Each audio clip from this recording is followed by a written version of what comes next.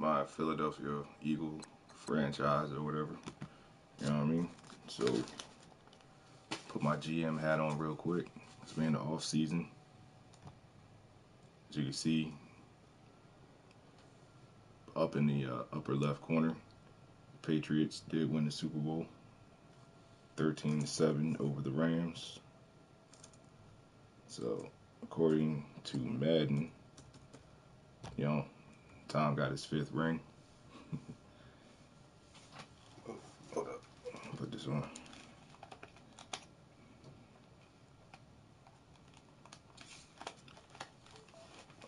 Put these broken headphones on.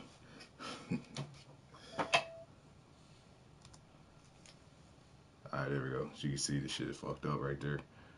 But yeah, we're gonna go into contract negotiations.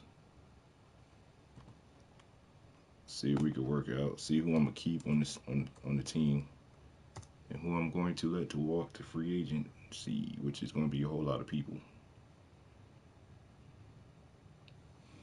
There's only like a couple of people that I'll actually want to keep. Like a handful of people. Alright, so we're gonna start with Big Brandon Graham. I need him to stay. So hold up, let me update this shit real quick.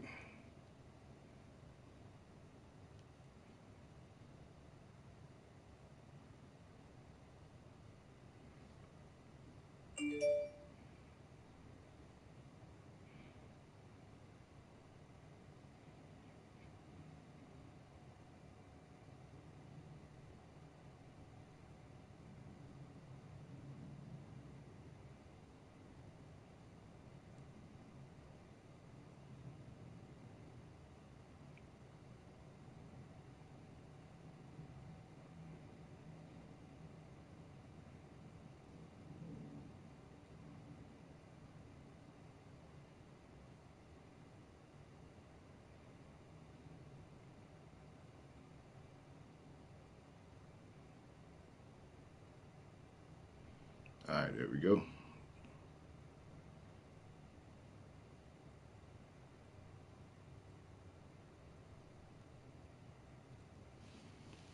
Alright, so there we go. Everything is alright.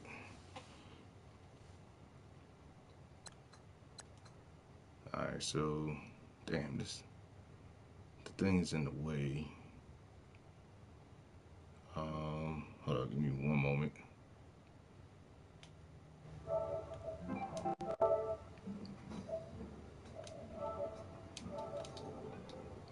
I actually turn the camera off real quick because things like kind of in the way.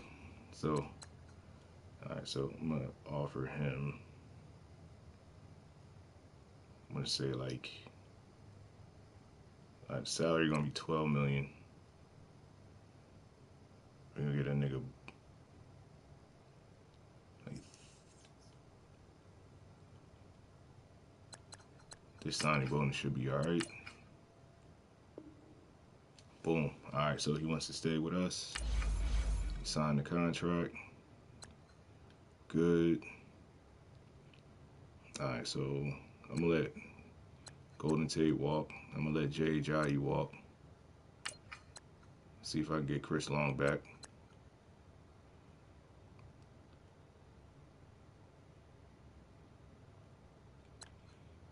I'm gonna give him like $6.5 million for 1 year. That's just the salary. And then try to give him like $2 million with the signing bonus and see what he says. So it's a total of $8.45 million for 1 year. And he still don't want to sign with him. Alright, so fuck him. Ronald Darby, your bum ass is not coming back. Mike Wallace, nah. Jordan Hicks, I would have him come back, but he's just been injury prone. I could probably find a middle linebacker a little bit younger. Jordan Matthews. Alright. I'll make him an offer. Alright, Alright, so Jordan Matthews is back.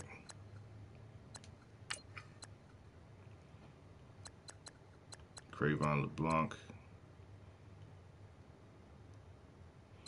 I'm gonna add an extra year. I'm gonna give him $1 million signing bonus or whatever, because I think he can develop it to a good corner. Make his salary like. Alright, cool. So Cravon LeBlanc is back. Paul Warlow, nah, he didn't even play for us this year. He was out with the torn ACL. Everybody else can pretty much go. Alright, so simulate the rest of the week. Well, simulate the week. We're gonna go to free agency.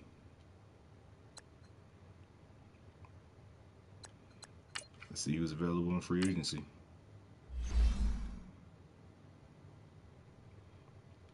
Alright, so 2 former Eagles. Like pretty much is up there, top free agents.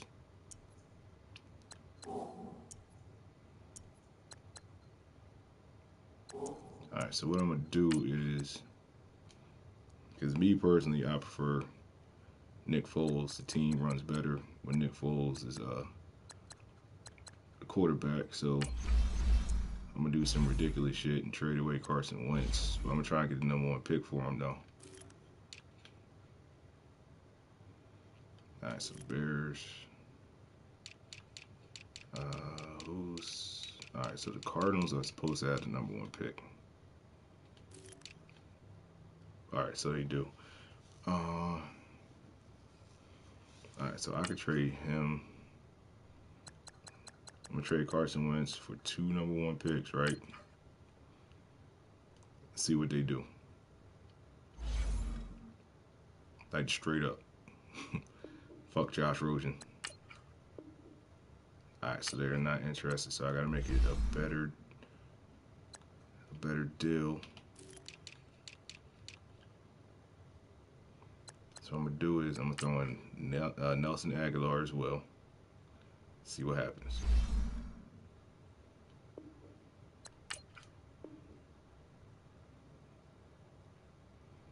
Alright, so I still gotta make this a little bit better. I might have to throw in a 3rd player. Get rid of Braxton Miller. Oh, they still declined it. It was almost there. Alright, Alright, so I'm gonna take Braxton Miller out.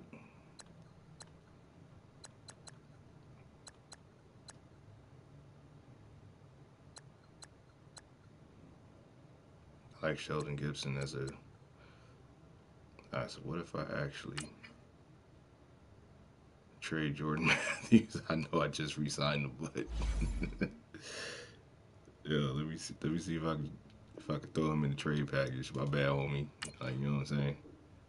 Ah, they still declined it. Alright, we're gonna make this shit work.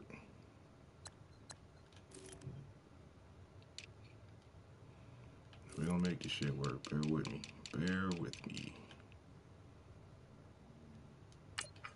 Alright, what if I throw in Nigel Bradham?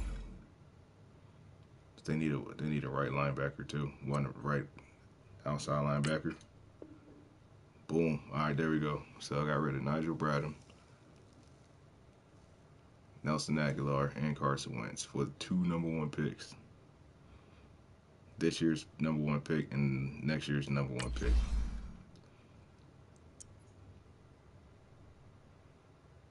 Alright, so boom. So I'm gonna definitely need a backup quarterback. Need like at least 2 more wide receivers. Need a left tackle. See if I can upgrade the left guard. I need a right linebacker, middle linebacker. Cruiser Hill. I kind of like Cruiser Hill.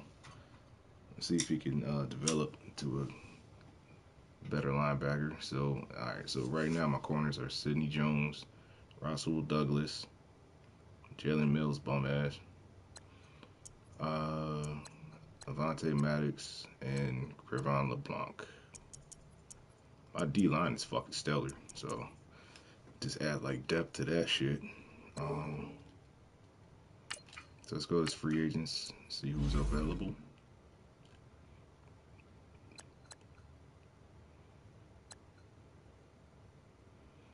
Tevin Coleman. You know what? I'm gonna draft the running back.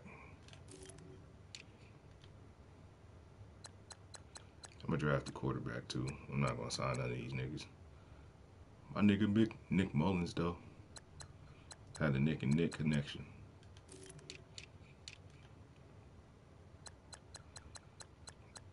All right, so who's available here? Oh shit, Philip Dorsett is available. I need that. He's a good slot receiver. Especially to replace Aguilar in the slot.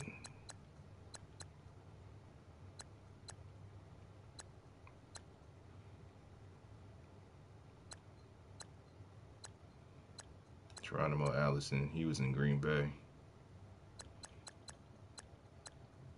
Malcolm Mitchell, I know he was a Patriot, and I don't know, he was with some other team too. Kevin White, who's turned out to be a complete disappointment in Chicago. Brandon LaFell. Who the hell is Isaiah McKenzie? I think he went to Clemson, right?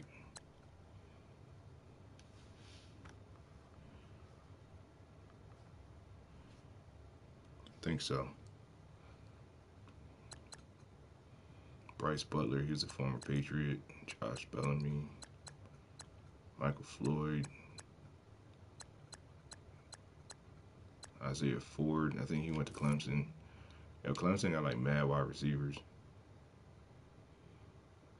I don't know who the fuck Demetrius Harris is, but I'm not even in the market for a tight end. Oh shit, who the fuck is Trent Brown? He got mad bids. I'm going after him. I'm going in. All right, so we're gonna offer you $7 million off top, right? And then we're gonna throw in like $3 million with the signing bonus.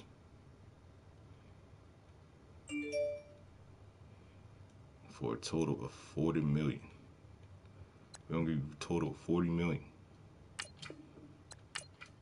He's still young and in his prime. He'll be touted as the replacement for goddamn, I forgot his fucking name. Jason Peters. Yeah. He's Jason Peters retired in this game, which I think he should do in real life too. Alright, so we're gonna go after Roger Saffold too. He's like 31, so I'm not gonna give him like a long term deal. Give him a 2-year deal. Spice up that money real quick. Alright, so boom. If they accept the offer, that's gonna beef up the left side of the line.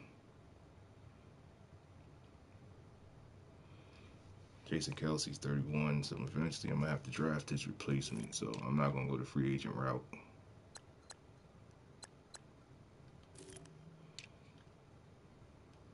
I do need a backup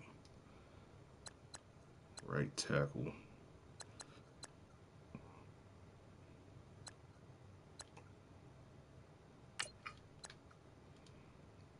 Serviceable right tackle. I need to come with a little bit more money.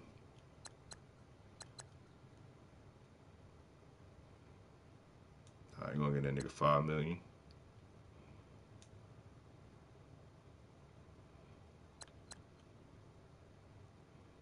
With a $2 million signing bonus.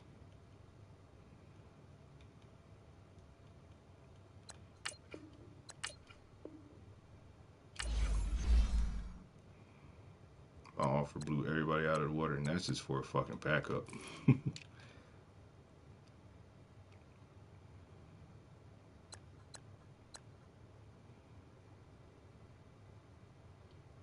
Alright, so you want to take it this far, Chris. See if your punk ass comes back to Philly. I fucks with Chris Blom. You know what I'm saying? I don't understand why he's being so difficult.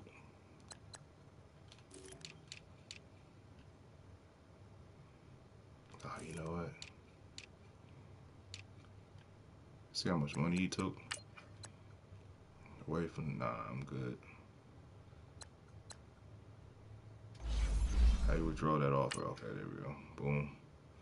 Nigga took $5 million away. That's crazy.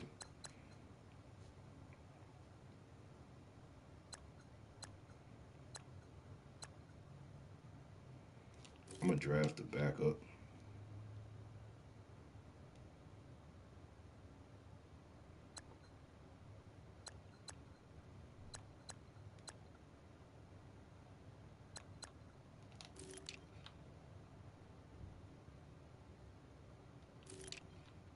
I already got the young Barnett in the wing, so I don't really need to get a replacement for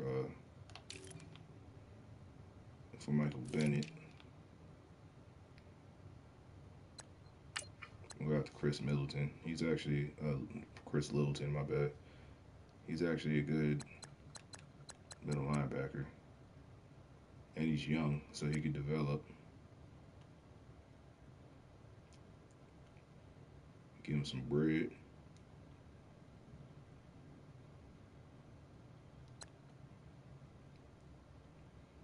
This will be a steal. 13 million for a middle linebacker though.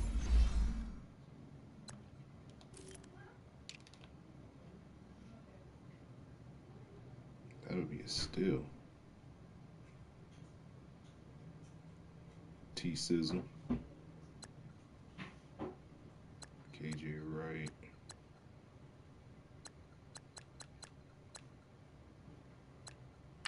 What's T Sizzle talking about? He's probably talking about a 1 year deal. Nah.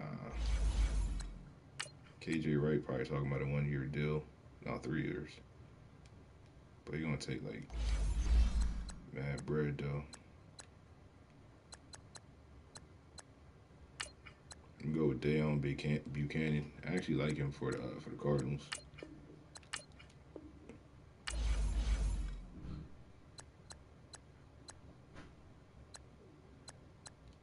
All right, so I'm gonna advance the week and see who actually takes my offer. That's Dayon Buchanan, Saffold, Littleton,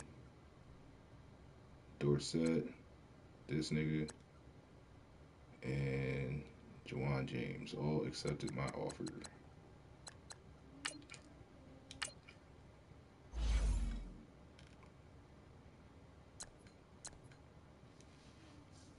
Look at my signings. Alright, so who am I still in negotiations with? Oh, nobody. Okay.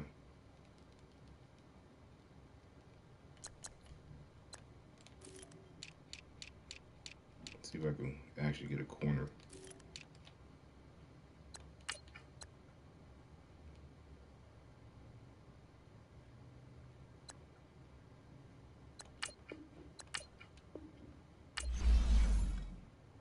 Damn, my shit is 54, nigga. Damn, y'all ran out of money.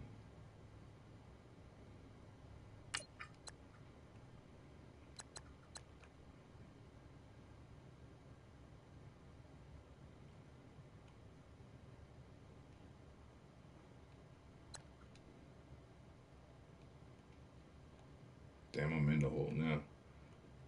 Alright, boom.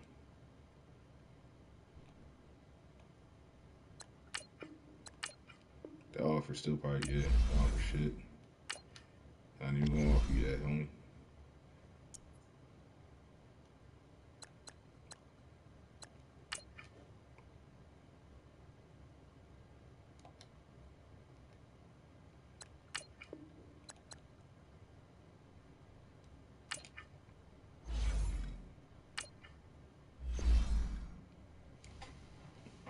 Alright, look at these.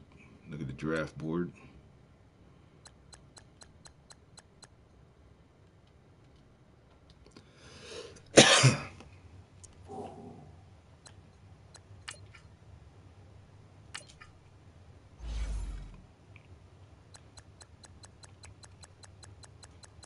So for right now, I'm gonna put on Auto Scout because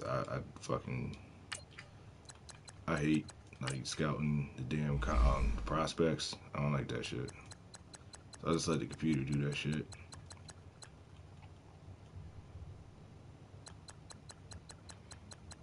I turn off the tutorial pop-ups. Alright, let's go back.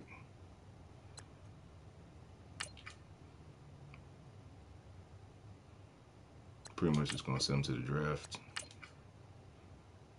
So I ran out of money, so I ain't got no money to fucking sign any more free agents. Alright, so Josh Sweat, Corey Clement, and Mac Hollins is available, coming off of injuries. So who is available still? Still a lot of decent, you know what I'm saying, decent names out there. Still available heading into free agency. Oh shit, Benny Logan. I have to bring him back to Philly.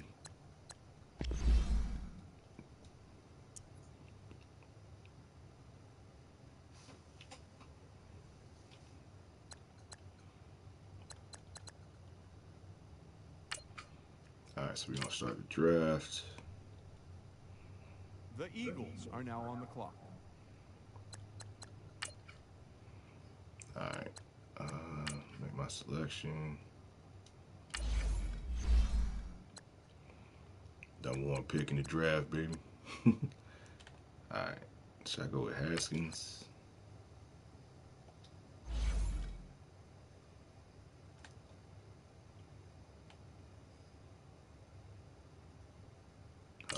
View his draft card. Okay. Did not participate in the draft. You motherfucker. See, because I'm gonna have to draft like a backup quarterback.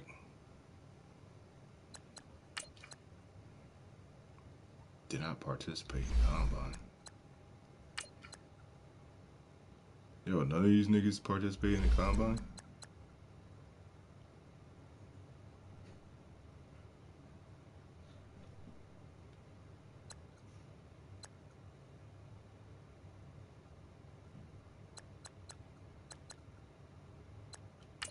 Fuck it. I'm drafting Kyler Murray.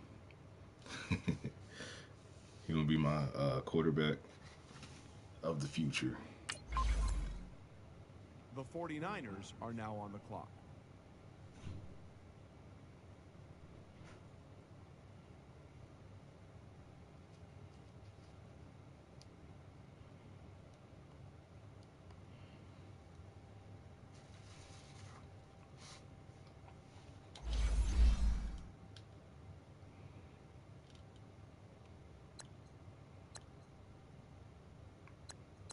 Alright, and what I like to do is skip ahead to my next pick.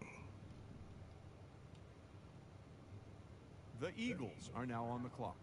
Alright, so we got 2 first-round picks. Shout out to Arizona for giving me that number 1 overall. Then we get our regular pick.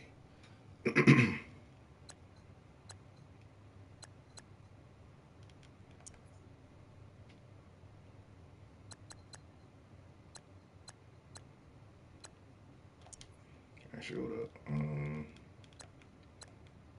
I gotta look at my roster again. Motherfucker. Oh, my team.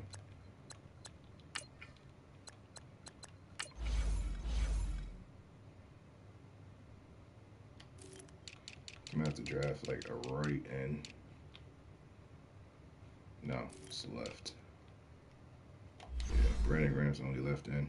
Alright.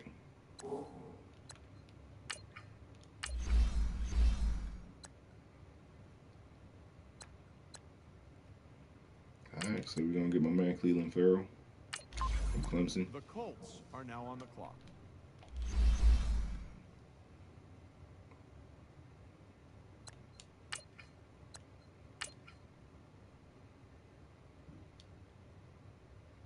The Eagles are now on the clock.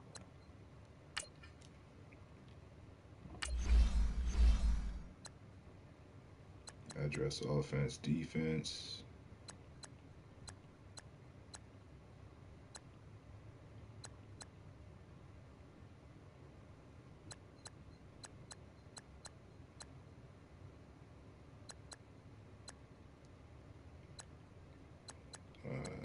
Julian Love. I'm gonna go with Trayvon Mullen from Clemson. The The Texans secondary. are now on the clock.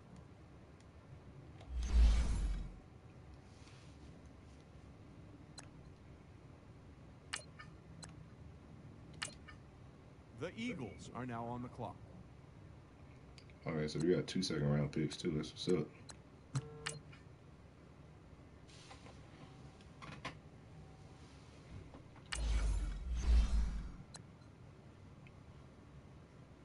Daniel Jones is still on the board.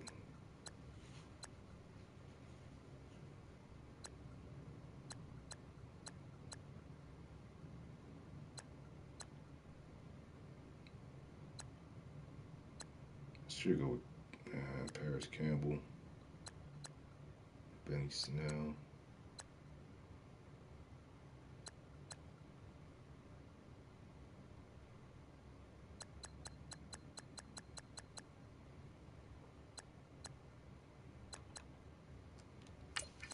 DeAndre Walker. I'm go with him. The Cowboys are now on the clock.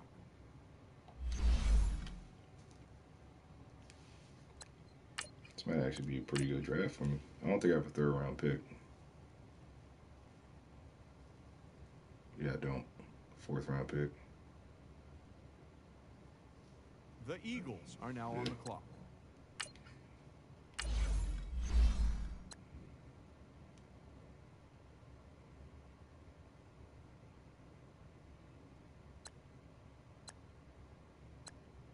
Michael Jackson Jr.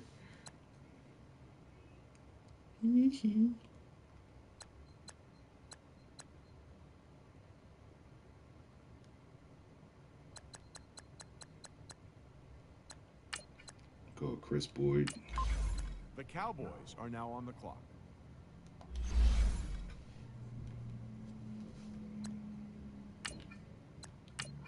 Hook 'em horns. The Eagles are now on the clock. Oh shit, Brett Rippon got drafted.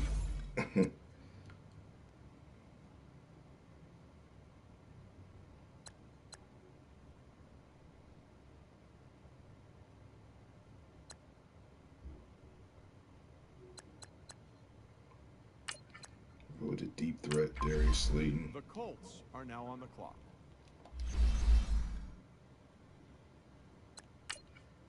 I think I got one more pick. The Eagles are now on the clock. I don't think I have a 7th-round pick.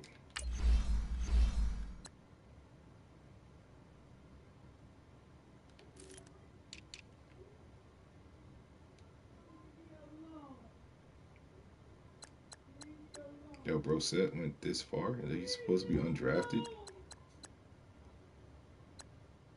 I said I have him ranked on here. Brissett is actually good.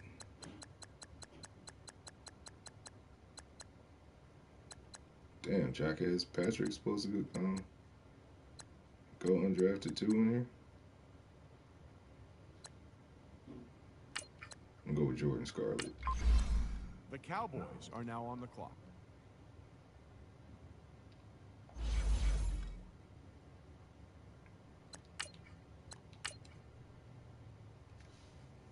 The Eagles are now on the clock. Oh shit, I do have a 7th-round pick. I'm just go with the best available player in the draft. It's more likely this nigga ain't gonna make the squad anyway. I'm gonna go Greg Dortch. The Bengals are now on the clock.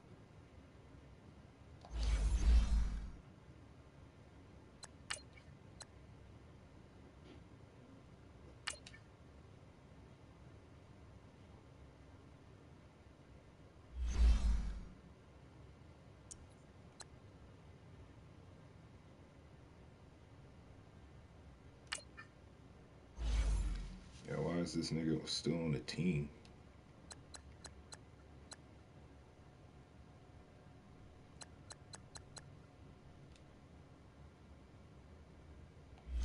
We got like 4 tight ends.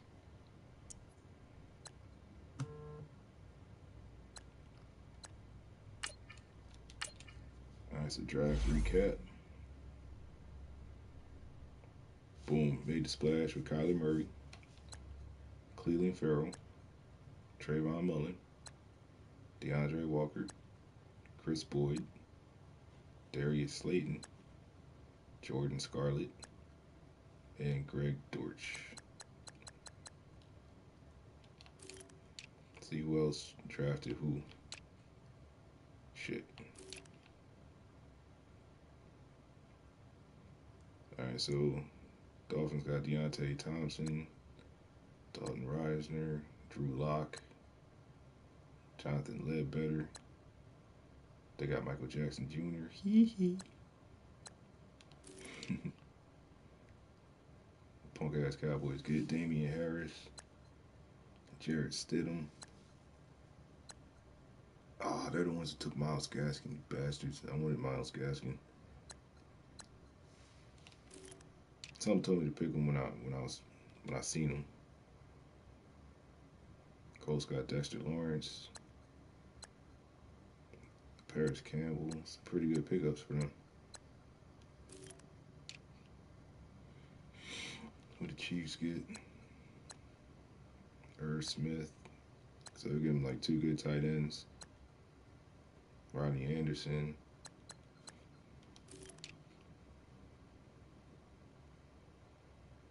Oh shit, yo, the Chargers about to be nice. They got Christian Wilkins, Christian Miller,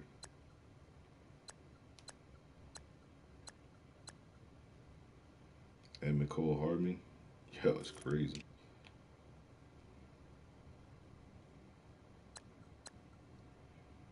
Arizona got Deebo Samuel. And I just gave him like 2 other wide receivers, so they should be alright. They got Greedy Williams. Tampa Bay might actually be alright. Zach Allen. Oh, they got Chase Winovich.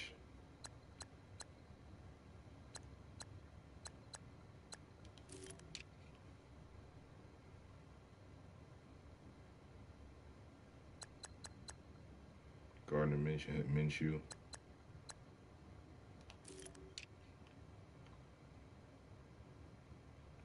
Jawan Taylor. Marquise Brown. Yo, that might actually be pretty good for the Bills.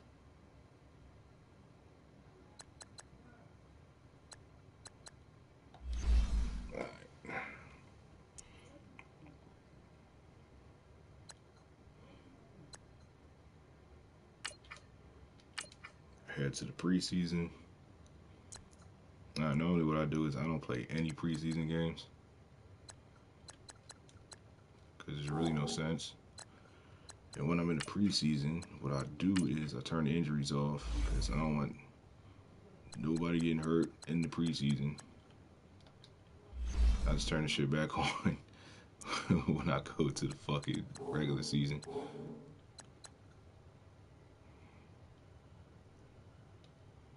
Okay. We got Carson Wentz coming back to Philly. No. Yeah, versus Cardinals. So he coming back to Philly. Hold up. That's next week. All right. So right now we got the Cleveland Browns. We're gonna skip ahead to next week. Whether you win or lose in preseason really doesn't fucking matter. So I don't care. All right. So we want to know.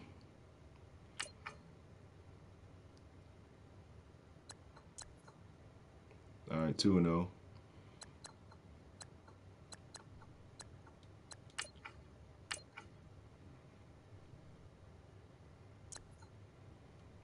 Two and 1. We lost to the Rams in the preseason. All right, so we gotta cut 6 players or move them to the practice squad. All right, so Jordan, you going to the practice squad. You just getting cut. Move you to the practice squad. Move you to the practice squad. Practice squad. Jordan Scarlett. Practice squad. All right, so we're good.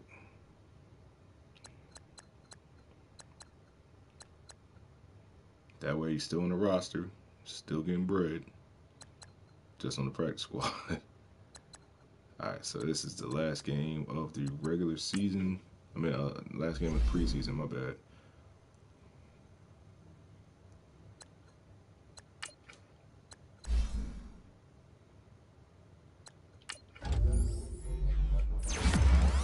Okay, big Brandon Brooks. He done hit 90 overall. That's what's up. Upgrade Philip Dorsett. Bump up 78.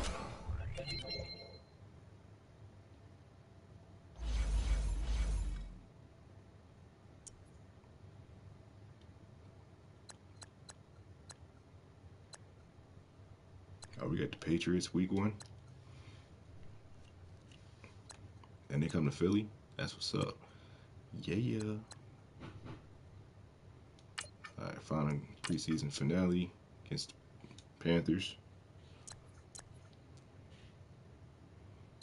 Oh, we go to fucking New England. That's bullshit. All right, set season goal. Season goal is to make it to the Super Bowl.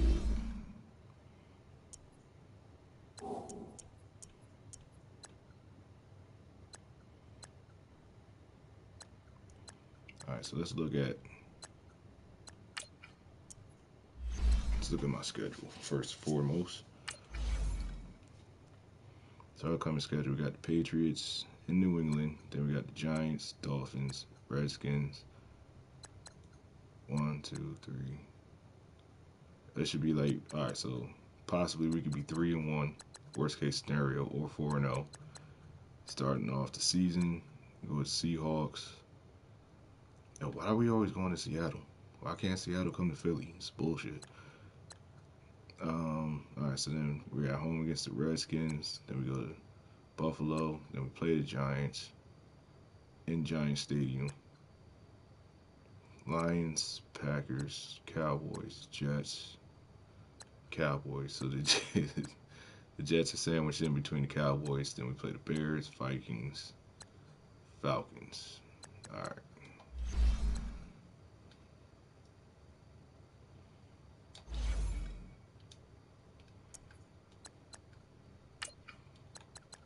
Remember to turn the injuries back on for the regular season. And yeah, we're gonna get it popping.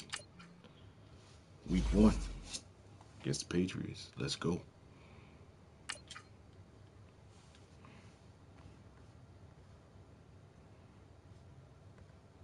I wonder if Tom Brady's still with the Patriots, or if he retired. You better find out.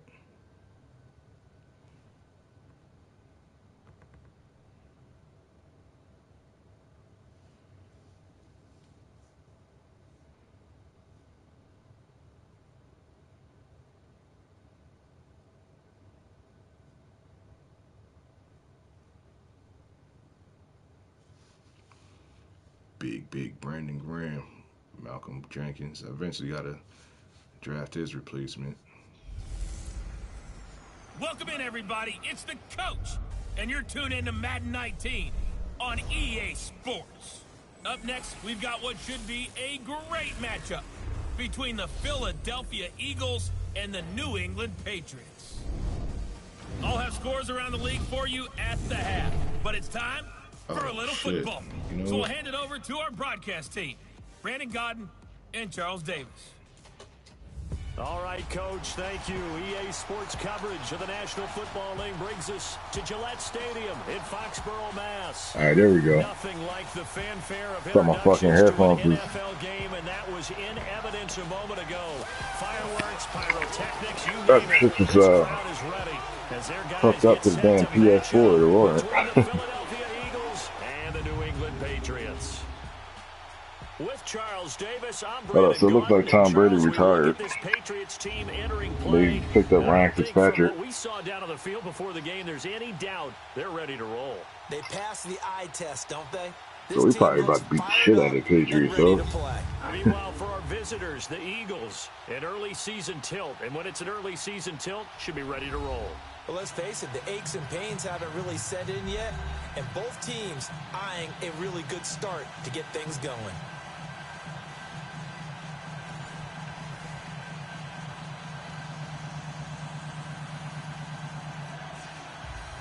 It's like we about to put the mash on these niggas like Klinger and Hawkeye.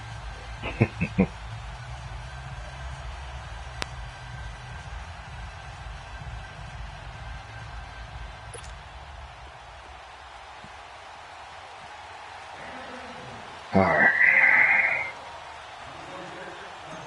2019 season is upon Here's us. the kicker, Jake Elliott, ready to get this one started. And we are underway in Foxborough. That'll be taken in the end zone. And the decision to come out is going to cost him 5 as he's taken down right at the 20. So here come the Patriots to take over on offense. Leading them out is going to be their quarterback. Yep, That's they got the Ryan Fitzpatrick. One thing that I think Ryan Fitzpatrick doesn't get enough credit for is his toughness. This is a guy who plays through injuries, but it's also being mentally tough. Knowing that everyone's always trying to move him out of the lineup, trying to find a replacement for him, yet he continues to battle and has earned the total respect of his teammates.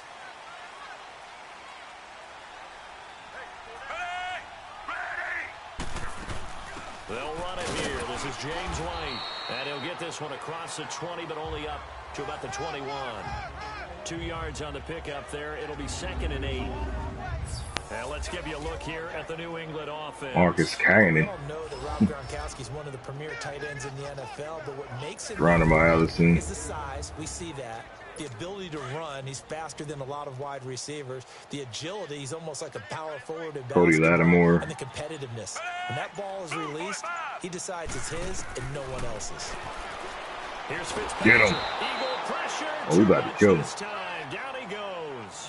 Michael Bennett in there to get him for what will be a loss of 13 yards. We about to kill these motherfuckers. Defensive end gets in there that time. They were in a 4-3. What's the responsibility of the ends versus the tackles there, Charles? Well, most of the time when you talk about the ends, they're your pass rushers. They're the guys that you Give me that. loose. And he fires one that's intercepted.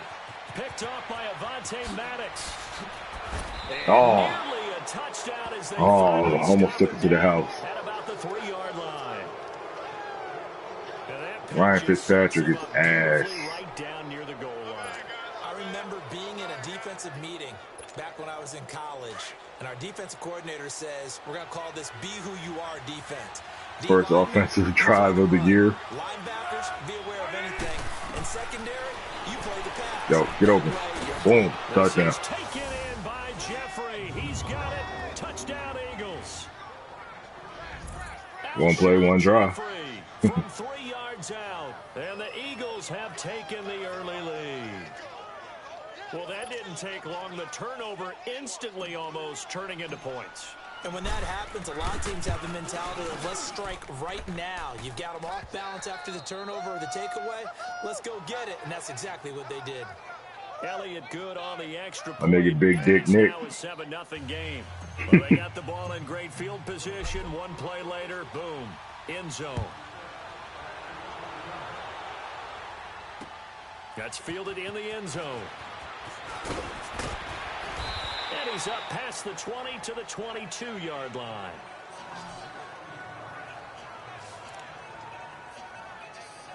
Now the Patriot offense set to take over again. And following the interception, just any interception, are you a little bit more cautious when you start that next drive, or no, you just throw that out the window? I think you are. Oh, shit. Oh, shit. Run back out there and go, totally didn't affect me. Let's just go ahead and be loose with the football again. Oh. Really take care of it, but Oh, just be no. careful about being too cautious because now you can't run any offense at all. Still want to attack. We'll see how they attack them here. And you talk about great blocking up front. I don't think he was even touched, not a Yo, finger that on was him until he was brought down to the bullshit. ground. I think we heard the whoosh as he went by, didn't we?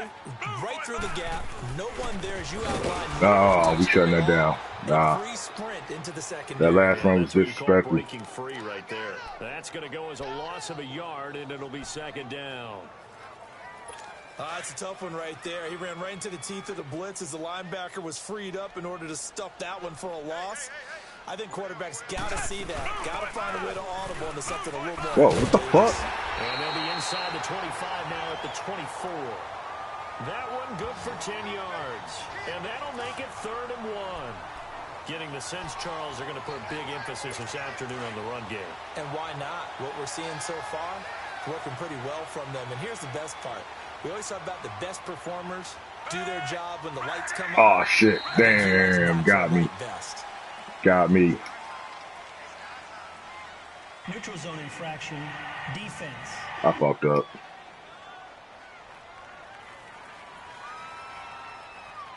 So 5 yards there as one of the big guys up front moved. And in a 4-3 front, you got the 2 defensive tackles right near the football. I know there's a lot of movement around there, but they're always taught to have one eye on the football. Apparently, that didn't happen. Now Fitzpatrick Dude. pattern here complete. And able to get him down. Fucking Jalen Mills bum ass. Back-to-back nice gains. That one for 14 yards and another first. Why is this nigga even on my team? Alright, so I was talking shit about Ryan Fitzpatrick. He moving his team. And then breaks it off usually after about 3 to 4 steps. Yo, what's the... Over the line and into the end zone for a Patriot score. James White, a 5-yard touchdown run. And the Patriots are within an extra point of tying this one up. And he was excellent on that drive. He deserved to be the one to get across. First of all, where the fuck are my fucking safeties, dog? Where are my safeties? These niggas are not hurt. Why is he starting over fucking Michael Jenkins? I mean, Malcolm Jenkins. Why is he starting over Malcolm Jenkins? Why?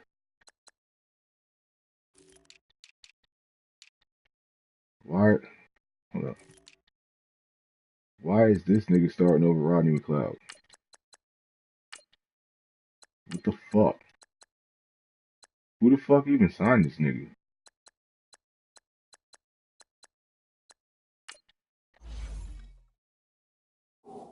Oh, I agree with you totally. A workhorse on the drive. Yeah, man, on some bullshit, huh? Decisive run to punch it in. So a tie ball game here as the kick's away.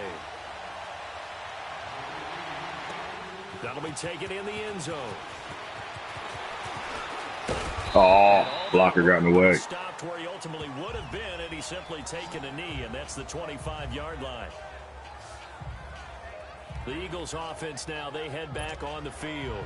And they're hoping to redo their efforts in the last drive when they got into the end zone. And just think of what it's like now on the sideline, because when you score a touchdown, you have to go over and look at the tablet and see what you did on the last drive. When you scored points, it's a whole lot better view than when you're trying to figure out how to fix things there. Now here's a pass on first down that's knocked away and incomplete. It's always a battle. Who's going to win on first down, the offense or the defense? All right. If you've got the ball, 4 yards or more on first Playing down, off of Alshon. That's going to be like at least a good... Oh, shit. All right. Fuck it. Caught right side is Jeffrey. Boston. Let's go. It goes for a gain of 31. Well, partner, I'm not sure how this drive's going to end, but how about the way they flip field position there?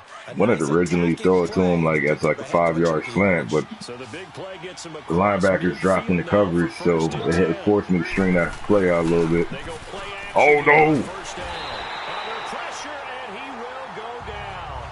Sacked back at the 46. I know there'd be a little bit of criticism there because they went right Yo, back who to the fuck was air supposed to because go you take block that getting nigga? sacked.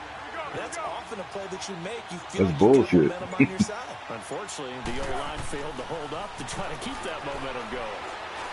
Ertz, and he overthrows Ertz. Complete on the deep ball. He was trying to get it to Zach Ertz that time, and it's third down. And Charles got to like what this defense has been able to do these last How do you couple of overthrow rounds. Ertz? They get the sack back on first down. Then they force an incomplete pass. Now they're just a play away from getting the football right back. But it's a big play. They've got to hold up. Now Foles going up top. Oh. And it's knocked away and incomplete. The veteran Stephon Gilmore able to break that one up. Certainly looked like they were getting ready to convert there on third down, but what an effort to get his hand on that one, knock it away, and brings up a fourth down decision. On is the punt team now as this one's sent away. And now Edelman. Just a 30-yard punt that time. And the Patriots take over. Out comes the new All right, Damon, come on, defense. What they can do this time. The last possession, these guys were able to tie the game with a touchdown, and now they'll have I was on to bullshit last time. Yeah, let's give a big assist to the defense who got the ball back. The special teams went out there, handled things. They've got it. They've got momentum. I know they're eager to get out there and put it on display. 7 yards, the pickup on the pitch and catch. Sending a zero blitz. Offense. Drag route to the tight end. Yeah, he's unable to use his size to break off much more yardage after the catch, but still an effective gain nonetheless. Sony Michel, his first carry, and he'll be brought down right around the 37. It's a gain of 4 there, and it gives him a new set of downs. So I can see the primary back over James White. Nowadays, but I love watching a team that has enough confidence to go ahead and run the football. In that situation, it's almost a tendency breaker. Keeping it on the ground on first, Michel. The safety Calvin Pryor is. I'm just lucky he fucking fell down. What's the old expression? 3 yards in a cloud of dust. In this Yo, case, Calvin dust Pryor is over fucking pellets. trash, yo. It's no longer that old grass that we used to play on, right, and chew it up. Now we've got that artificial surface. You see the pellets go up. Still a nice play by the defense. See Tom Brady going, like, they're running the ball a lot. They're running the ball a lot more. They'll run it now out of the gun. Get the fuck out of here. You broke that fucking tackle. Going to stop him behind the line. It'll go as a loss of a yard, and it'll set up third down.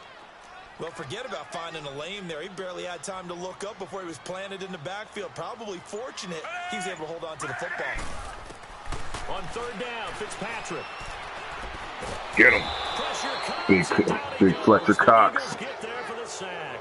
Fletcher Cox in there to drop him for a loss of 10, and it'll be 4th and long.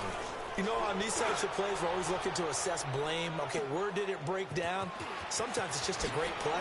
Spinning past him. There.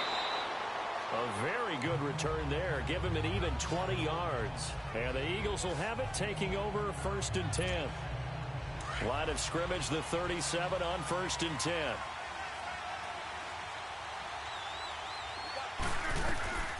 Foles. Oh, motherfucker, you overthrew him. Intercepted. Picked off by Patrick Chung. That was my fault. I threw it off balance. Fuck. Touchdown, Patriots.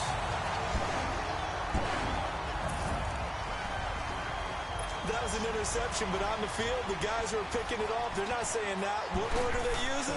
It's asking. And that means catch the ball and go the other way. That's your vernacular. I've never heard anybody say asking. Ask around. They'll tell you. Extra point by Fairbairn, up and good. And that makes the score 14-7. Fielded about a yard deep. I'm playing like shit right now.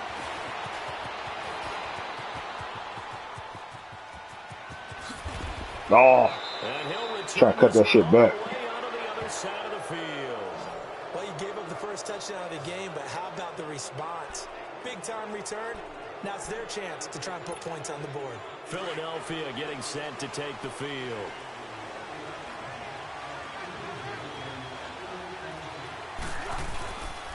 They'll run with a former Badger. It's Corey Clement. And he's going to fight his way forward here for a modest gain. The safety, Patrick Chung, is the one who makes the stop.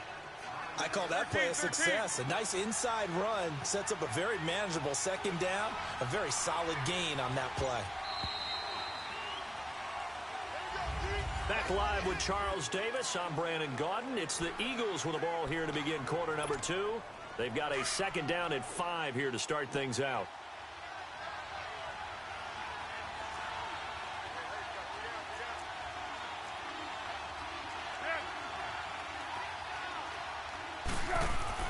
Here's Foles.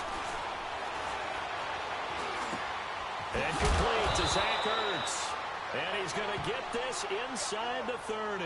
First catch of the new season for him, and he picks up the first.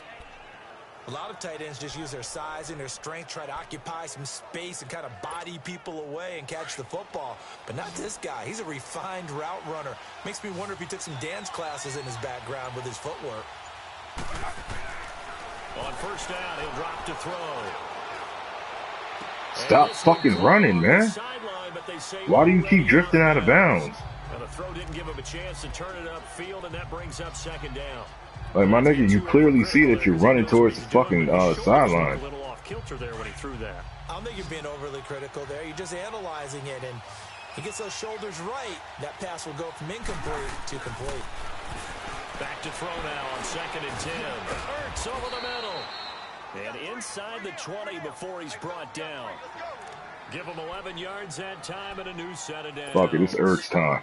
They gave up the completion there, but this is what It's Ertz time. We gonna get on my Carson Wentz shit. And not much run after the catch. Psych, Alshon time. Are you serious? He had him beat. Couldn't connect. Alshon Jeffrey, the intended receiver. And it's second down. They're going for a receiver there. Already has one touchdown in this first half. A second one not to be. I like where their headspace is, though. I mean, I really like the thought process, right? You got a guy who's already scored one, right? You want to go back to him, damn, continue the hot hand, and make them dude, that boy hard as shit. I like what they were trying to get done, even though they weren't successful. Another scouting report on him is that he doesn't possess the eye discipline to be an elite linebacker. What that means is his ability to read, react, and make a play. But on that one, he looked like one of those guys. Flushed out right.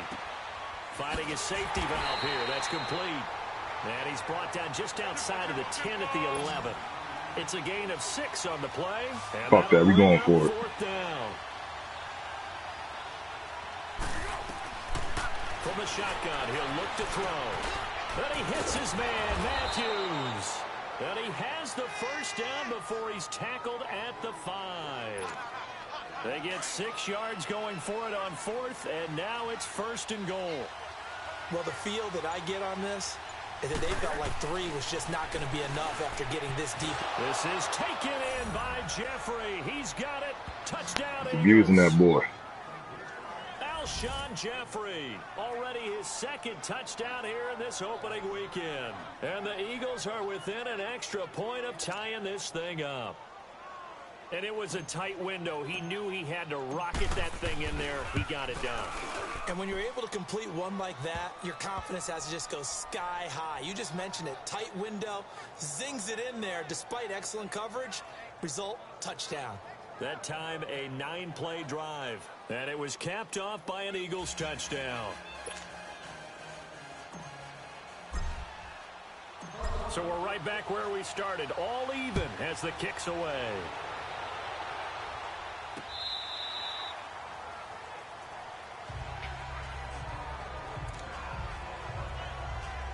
Now the Patriots offense, they worked their way back out onto the field. They punted last time they had it. What steps, Charles, you think they have to take to make sure they don't do that again? Well, let's just go to the football 101, the trade expression 101. Win first down. Make 5, 6, 7 yards on first down and make it a 2nd and 3, 2nd and manageable. Keep accumulating first downs that way. Keep moving the football. You don't want to get behind the sticks because then the defense has the advantage. I like how they work the tight end on a nice little under route there. And if you're going to give him that much space, he's not even going to catch the football. He's going to run away from you a little bit, and that's exactly what he just did there, picking up extra yardage. And he'll be taken down at the 46-yard line. A good pickup there, 8 yards on the first down completion. The goal for any offense versus his own defense, find the holes where guys are available and put the ball on the receiver before any defender can step up and fill it. They did it well there. Perfectly executed crossing route. And he'll get it out a couple yards shy of midfield at the 48.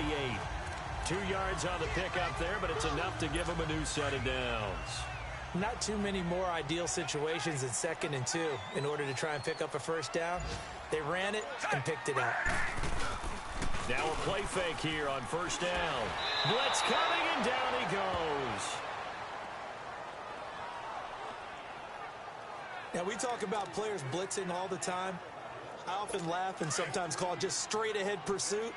What a running start right back to the backfield for him. Yeah, it really didn't give anybody a chance to get up there and stop him. No, I mean, that's really, really difficult. You're asking a whole lot anyway, but when he gets that kind of a start and comes through clean, oftentimes the advantage definitely goes to the defensive player. A second down pass play there, but it's incomplete.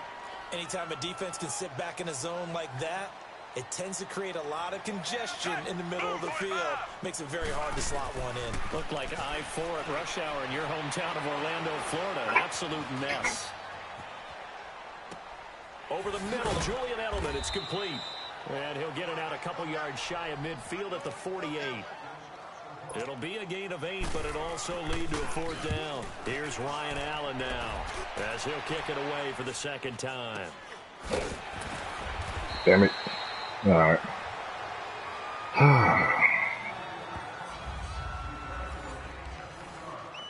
Bruised ribs.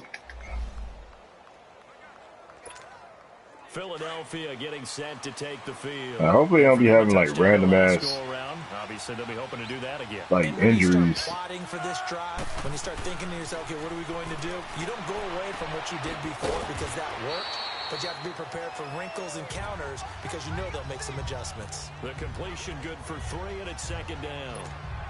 Well, they're unable to convert that into much, but it's never a bad idea to try to get the ball into a tight end of his caliber's hands and see what kind of disruption he can cause. They'll drop to throw. Come on. Slings one that's incomplete. I know our vantage point might be a little bit better way up here, but that looked like an ill-advised throw to me. I didn't see anything open, and this play just didn't look right from the beginning. It did not. I thought he might get outside and just chuck it away. Dangerous pass, incomplete. On third down, he'll drop to throw. And he connects with Ertz. And he gets this one just shy of the 40. They'll mark him down at the 39. Boy, catch everything. 4 for him on the afternoon, and it'll give him a first down. Completion was given up, but that's why you play zone defense, so that you can have people around the ball when it's caught, and you don't give up much run after the catch. Ertz has it left side. Another big hitter there. This one good for 18. Nice job, nice patience right there. Put him on the right side, let him work his way across, put the ball in his hands, and let him work his way upfield with a catch. A run is Clement, and able to push his way forward here for a good little gain. It's a pickup of 4, and it'll bring up second down. So 2 minutes to go in a wild first half. Back to Foxborough after this.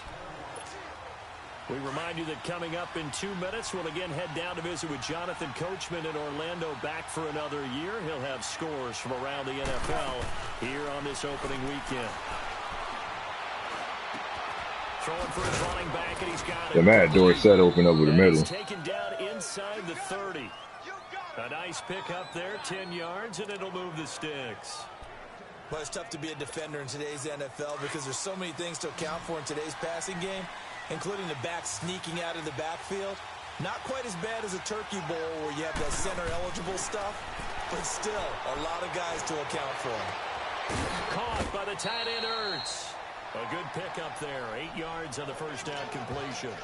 Brandon, perfect defense in this situation would have meant that there was an incompletion that would have picked it off. Okay, so they gave up the completion, but I really enjoyed watching how the defense stayed in sync, stayed in great communication, and as he dragged across each zone. Oh, get the fuck out of here, man. Picked off by Deron Harmon, and he is going to get this one back to the 20-yard line. He was looking for Matthews that time. Well, they thought they were going to break the tie. The defense had other plans. They were already in field goal range, but boom, an interception. I don't know if this was a case of being a little bit too greedy with the opportunity to put points on the board, but give credit to the guys on the defensive side. Hung in there. They made a key play. That's bullshit. Touchdown, New England. Cody Latimer, an 80-yard touchdown. And the Patriots are able to strike quickly for 6. Partner, you know what the real key is to stopping a good passing attack? You tell me. Being able to tackle as soon as a guy catches the football. Didn't work out there. No, because when you get Man, we ain't trying to have no Fitz magic happen to us this year. Defense in a big time stressful position. A lot of rack yardage and a touchdown there on the big play. This is fielded a couple yards deep. And he'll bring it back to just about the 25. Call it the 24-yard line.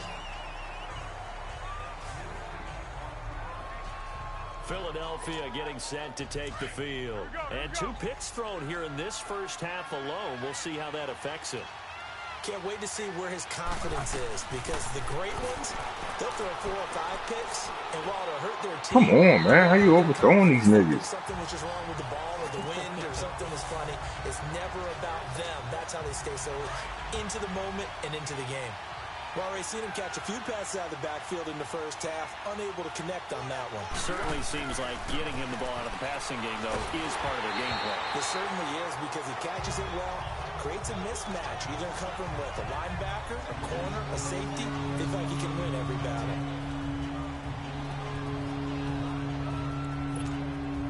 The Eagles on 3rd down. Just 1 for 3 thus far. This is 3rd and 10. Back to throw. And Matthews over the middle with a grab. Fucking Lane Johnson gets hurt. Shy of the 40, down at the 39. So from the 39 now, they'll come up on a 1st and 10.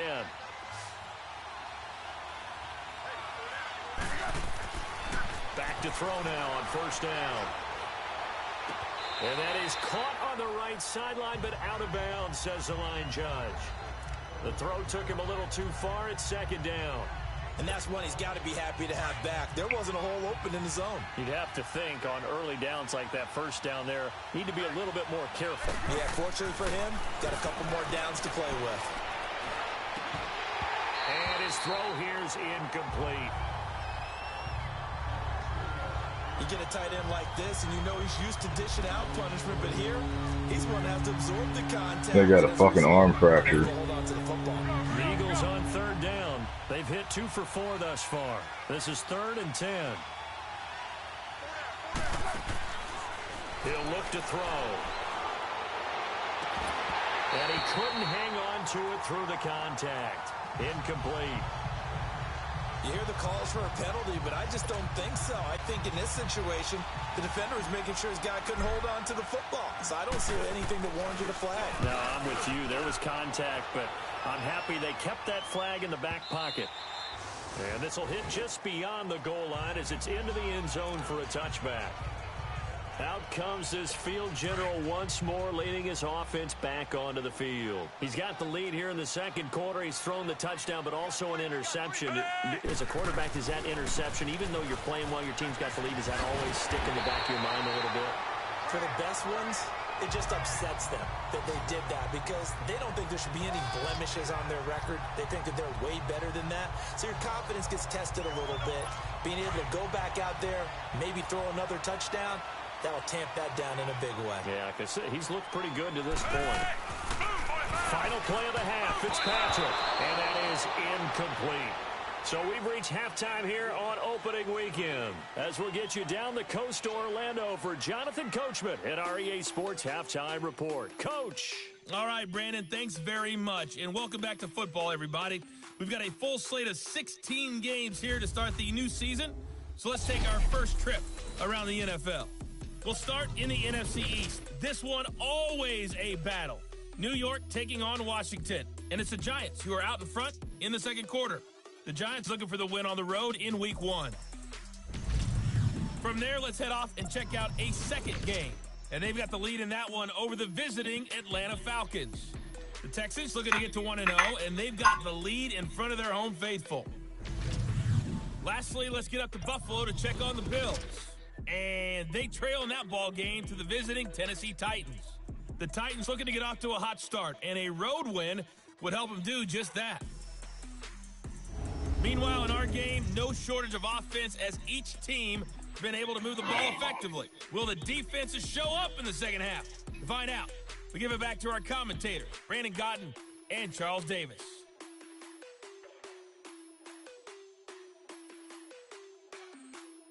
Okay, Coach, appreciate it. A one-touchdown game here as we get set to resume play in the second half.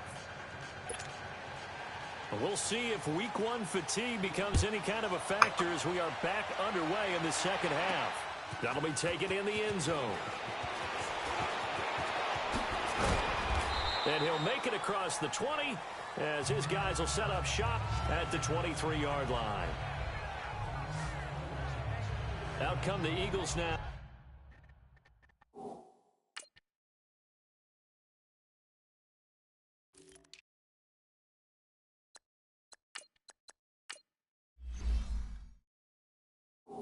As he'll go on offense first here in the third quarter.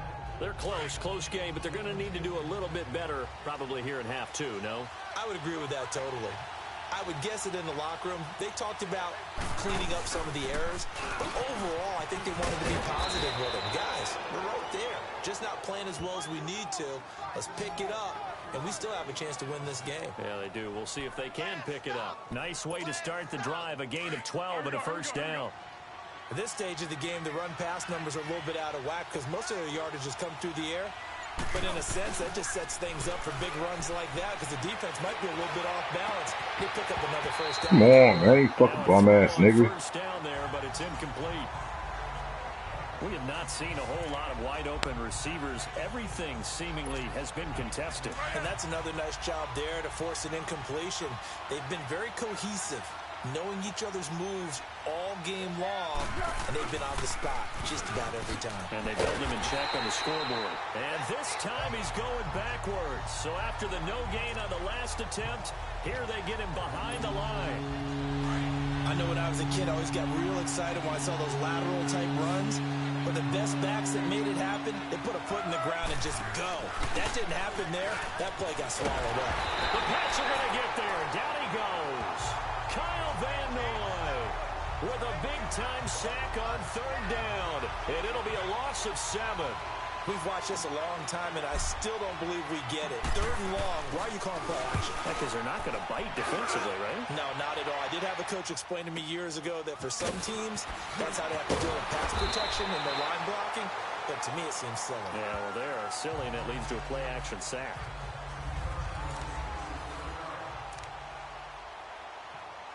So here are the Patriots now. They get ready for their first possession of half number 2. They have the lead here. Well, we talk a lot about pregame speeches. What are halftime speeches like? For the most part, not nearly as emotional. They're a lot more clinical. Every now and then, though, they'll get after you if they think they need to light a fire.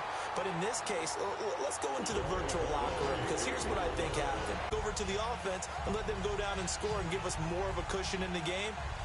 Check so far. Defense shut them down. Let's see if the offense gets done.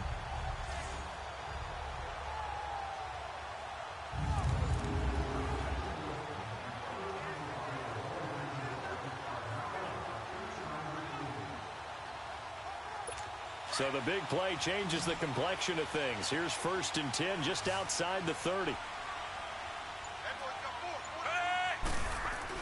Fitzpatrick now to throw on first down. Slant route caught by Edelman. And they'll be inside the 25 now at the 24. Give him 9 there on the first down completion.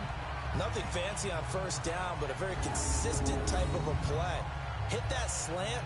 A lot of people call it an extension of the running game, and it can be if that pass is completed, because you hit a guy on the run like that, you often can go for big yardage. Sets him up nicely for second down, staying ahead of schedule.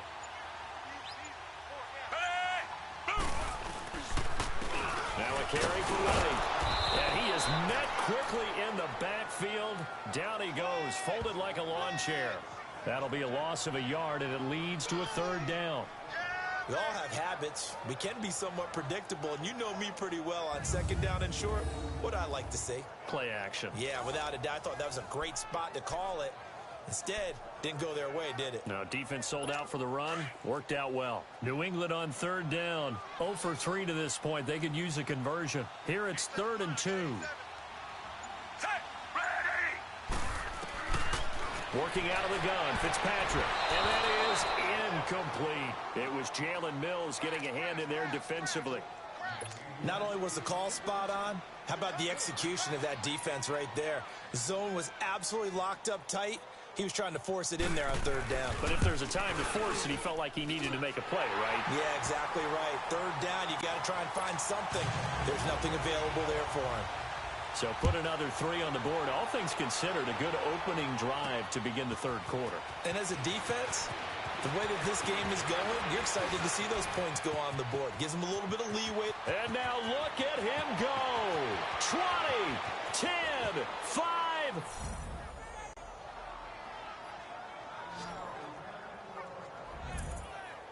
All right, let's give credit where credit is due. How about that return?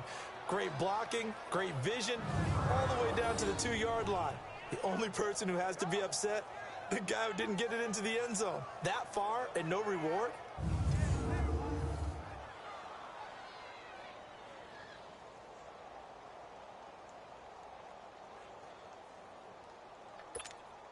Elliott on for the extra point.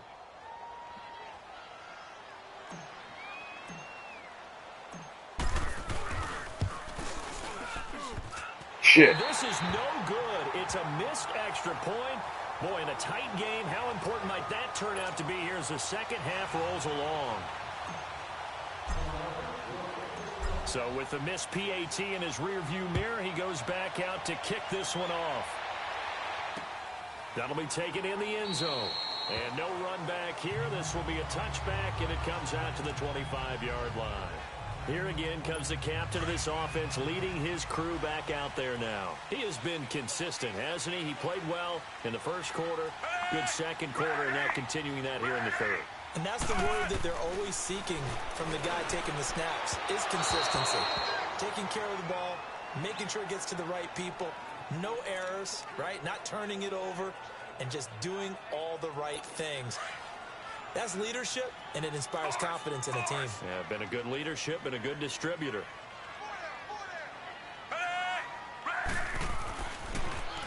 They'll run with White, and they see right through that defensively as he'll be hit and taken down to the backfield.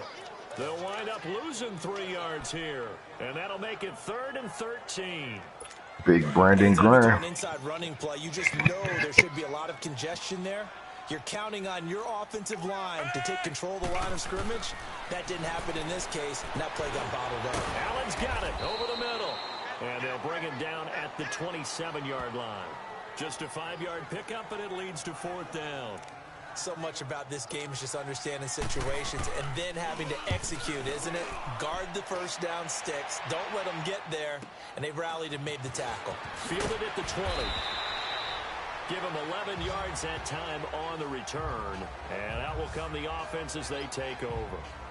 The Eagles offense now gets set to head back onto the field. And a tight game after punting last time. See if they can get something going on this drive. As they head to the field now, with the game this close, you got to feel there's a sense of urgency for them going on offense right now. But they have to do it without letting panic creep in and affect their play. A loss of a full 3 yards, and now it's 2nd down. And yet again, this run game just continues to be completely shut off. Completely stymied. I mean, they're trying to get some consistency, trying to find places to roam. They just haven't been there throughout. Nowhere to escape, and he goes down. Brandon, if I'm an offensive coordinator and I see an all-out rush like that, I file it away because I'm going to use their aggressiveness against them as this game goes on. I'm going to hit them with a screen soon. Now on 3rd and long, they'll look to throw. He's going to fire one deep, middle of the field. And he knocks the ball away, and it falls incomplete. It was the veteran Devin McCourty who got a hand in there to break that one up. I remember Philip Dorsett coming out of the University of Miami ready to hit the league. All we talked about was speed, speed, speed. Just throw it to him, and you've got a great chance at a completion, but not that time. Not that time. They tried a deep downfield with his speed, but incomplete. And this is incomplete. Deron Harmon right there on the coverage. I don't know why you would do that. It's almost guaranteed points the other way. I mean, I get it if it's a late game situation, maybe even 4th and inches. But, boy, that's a huge risk to take. Yeah, now they're set up in prime position going the other way. Fitzpatrick on 1st down. And down he goes. moves. Fitzpatrick sacked. The amount of sacks that they've absorbed in this game is absolutely extraordinary. Let's just face it.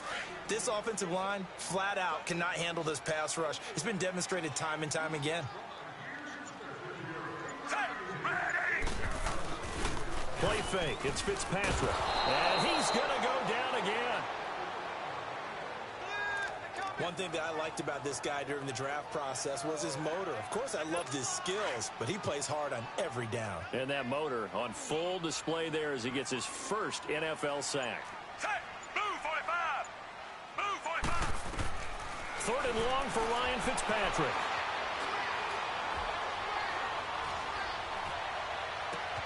Gronkowski's got it on the crossing route. And he'll be brought down at the 21, just shy of the 20 in the red zone. 19 yards is the pickup there, but even with that, they're well short. It's fourth down. And that was a nice catch, and if the goal was to get into field goal range, it certainly appears that they accomplished that. Well, and sometimes that's what you dial up in these situations, right, when you want three?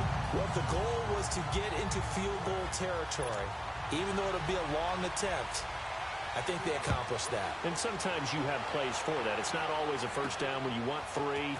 Get a little bit closer, make it an easier shot. Yeah, sometimes you just have to concede to the defense, and they know what you're trying to get done, and to try and get any more than that is almost folly. Take what you can get, maybe have an opportunity to put 3 points on the board. Philadelphia getting set to take the field. And on that last drive, went for it on fourth, turned it over. But good job by their defense, though. They held them to 3, but this offense, they've got to be a little bit better, a little bit more careful here. And sometimes when you see these calls on fourth down, when they decide to go for it, it's not necessarily the coach saying, I believe in my offense. Sometimes the coach saying, I believe in my defense. I can afford to go for it here, because if we don't get it, I don't think we'll give up more than 3. And that's exactly what happened there. You think that factored in? I do. I think that he had that in his mind going into the game, that I'm going to be aggressive on offense because I know I've got a defense that can hold up their end. Now Foles. Jeffrey with a catch left side. And they'll get him down as he's inside the 40. They got 18 yards out of that one, and it gets him a new set of downs. It's the Eagles behind on the scoreboard, but with the football. Just week 1, but already plenty of intrigue with the games going on, and this one no different as we come up on a 1st and 10. Foles. Eluding the pressure right. Got a man, it's caught inside the 10. And give him a gain of 37. In our pregame meeting, all they talked about was keeping him hemmed in and wanting him to make his throws from the pocket because they knew he was pretty dangerous if he got outside, and he just showed it right there. Pretty good arm, too. 2 big plays in succession. Not sure this D knows what hit him, but now they got to get ready. It's 1st and goal. They'll run it now out of the gun. And he's in. Touchdown, Eagles. A great play there. Taking it in. And the Eagles are within an extra point of tying this thing up. Well, Charles, you said it after the 4th down stop. That's almost guaranteed points the other way, and that comes to fruition with a touchdown. Well, the unnecessary risk did come back to haunt them, didn't it? End up getting those points that I predicted that they were going to give up because it's guaranteed points if you don't make that play.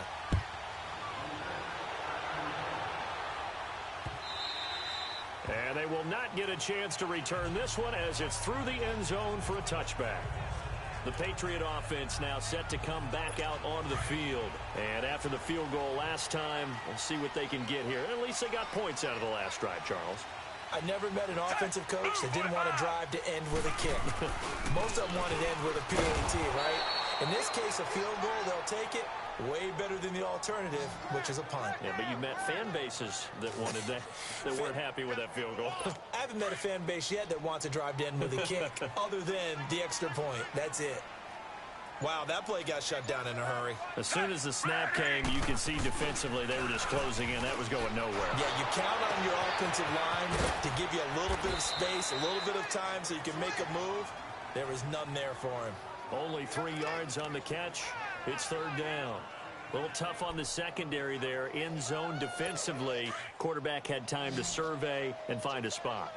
And if you want to change things up and put a little more pressure on him, you can go to Man coverage. Everyone matches up and send more pressure.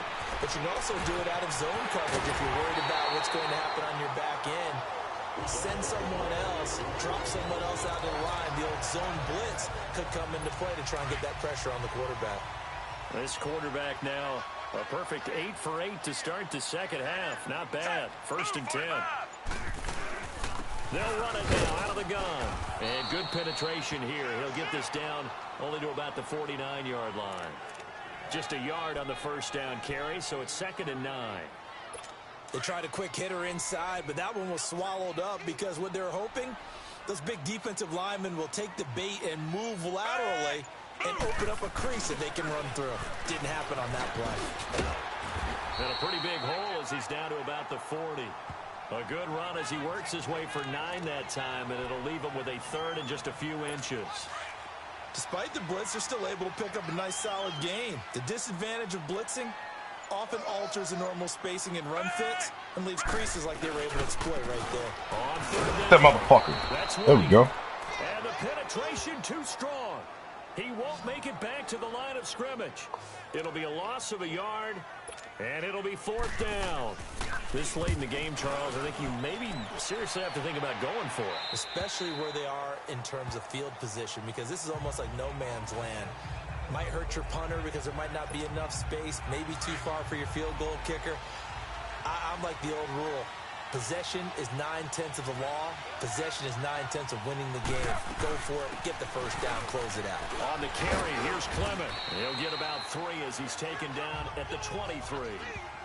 They tried a quick hitter inside, but that one was swallowed up because what they're hoping, those big defensive linemen will take the bait and move laterally and open up a crease that they can run through. Didn't happen on that play.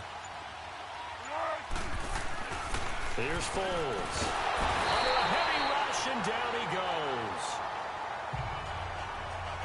So if we recount real quick, he had the touchdown earlier, and now he comes up with the sack here. No doubt about it, he's having himself a game. The Eagles on 3rd down, lacking much success, just 2 for 7 to this point. This is 3rd and 14. He'll drop to throw. And able to find Dorsett. A good pickup there at 22. Tell you what, he's been able to put the ball in some tight spots all game long. That throw, no different. Yeah, a lot of people would call it a gutsy type of a throw. I think he looks at it as, I can do it, so it's not that big of a deal to me, and I'm going to keep firing. They'll look to throw here. Jeffrey reels it in over the middle. And he'll get it out a couple yards shy of midfield at the 48. 10 yards on the pickup there, and it'll be 2nd down.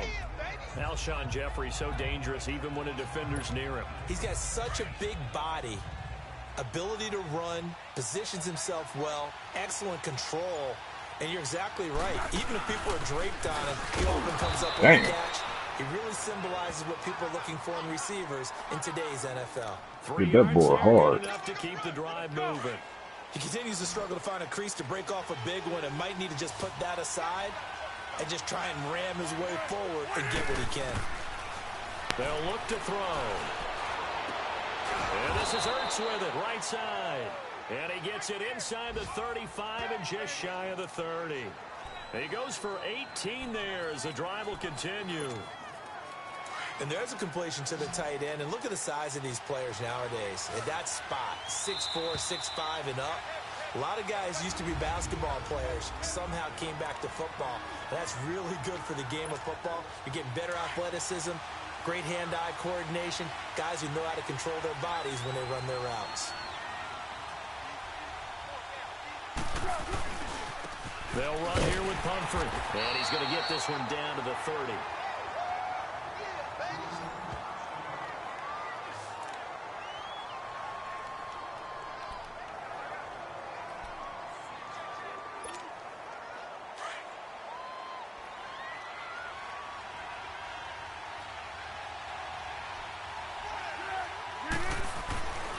He'll look to throw. Left side, caught by Matthews.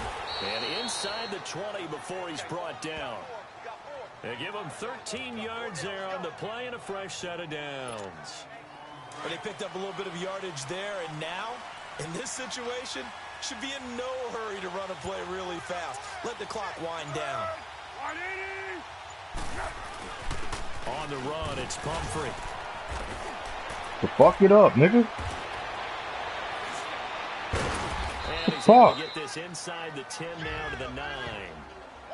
Now whistles blow and the Patriots are going to take another timeout as they get the stoppage with 65 seconds remaining.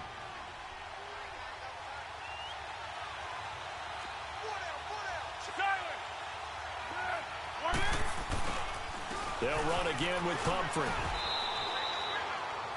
The Patriots will take their third and final timeout as they get the stoppage with just over a minute to go in the game.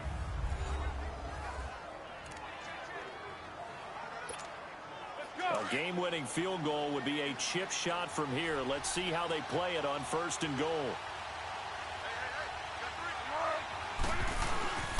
They'll run it now with Pumphrey. And he'll keep working toward that end zone as he's down to about the 2-yard line. And he gets hurt.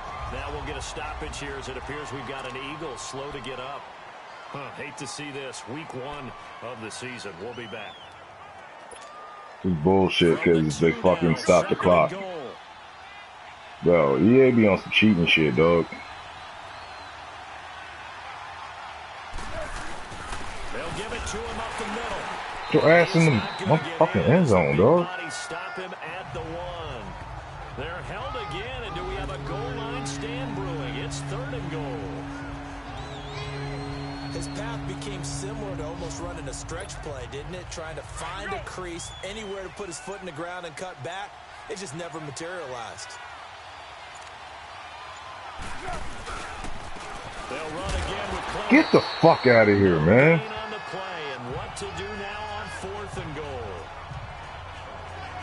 There are certain drives in the game where anything less than a touchdown that caps it feels like an absolute disappointment. This is one of those drives. Now the timeout will be called, so they're in field goal range with 3 Bullshit. seconds left.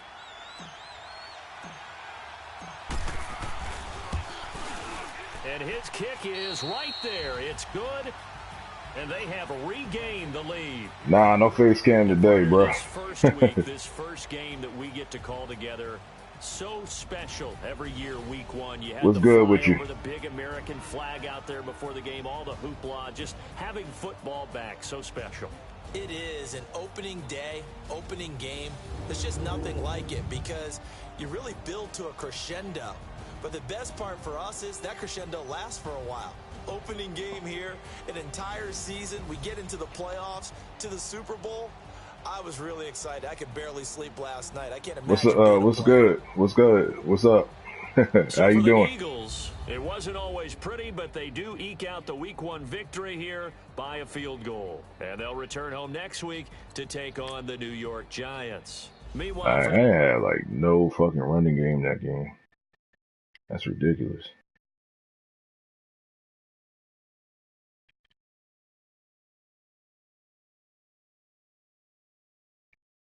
I'm just chilling, homie. Just chilling, playing some Madden. That's about it. Damn, he's out 6 weeks. MCL tear. I didn't even know this motherfucker got hurt. How'd this nigga get hurt?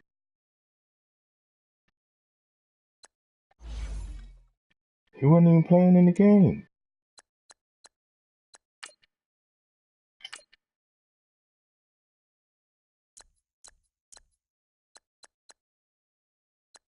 All right, returning from injury. All right, so they're back.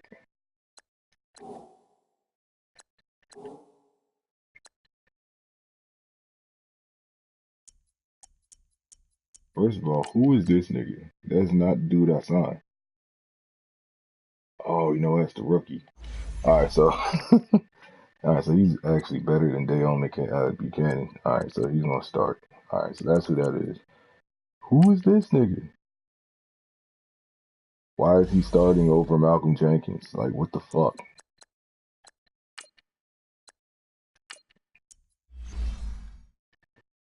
Like, yeah, y'all gonna have to explain this shit to me. Like, y'all just changing my damn starting lineup.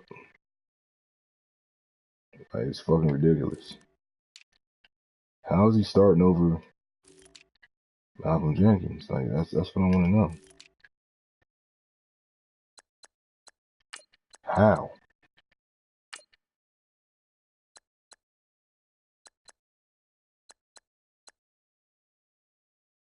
As a matter of fact, he need to get his bum ass off the team. That was good, Jordan. How you doing? Welcome to the stream, man. Alright, so this dude's getting the fuck off my team. Bro, I don't even know where this dude came from. Get your bum ass off the squad, dog.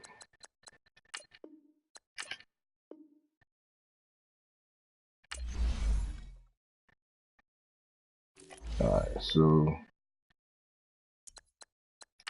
I'm gonna pick up a better free safety.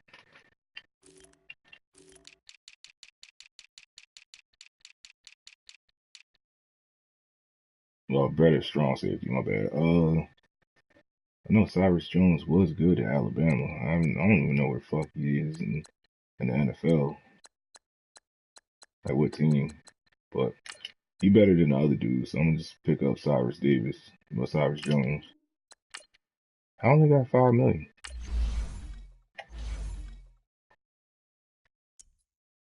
I swear, if this dude fucking starts over Malcolm Jenkins, I'm gonna lose my shit. Alright, it's Malcolm Jenkins starting. Bennett. Oh, so that's why Cleveland Farrell was starting over. No, he's a left end. So he's gonna get playing time regardless. Alright, let me look at these specialists real quick.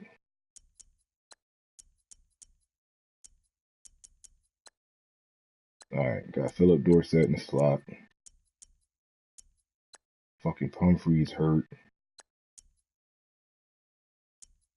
Oh, is he on the injured?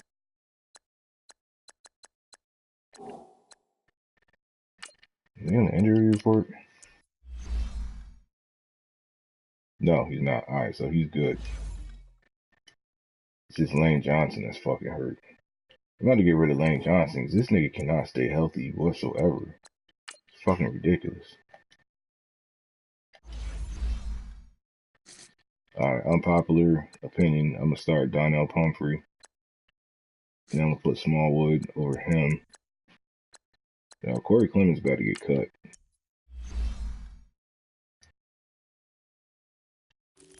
Jalen Richard. I think he was in Seattle, right? Jordan Wilkins. So that nigga speed, slow as shit. Taquan Mizzell. Yo, who's a fast back, yo? Like I need a back with speed. Keith Marshall, he's 94. What's the rating though? Alright, he's only like, yo, they signed Boston Scott. Yo, I didn't realize Boston Scott was like actually that fast. Okay. He's like 5'7", he's short. Yeah, I'm gonna sign Keith Marshall.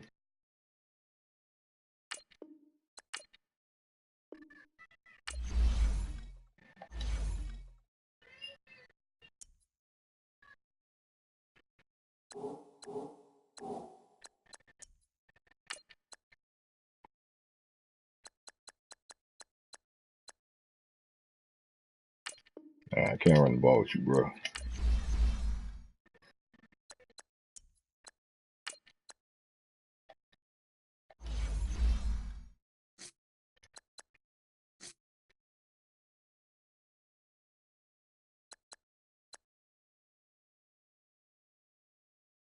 Alright, there we go.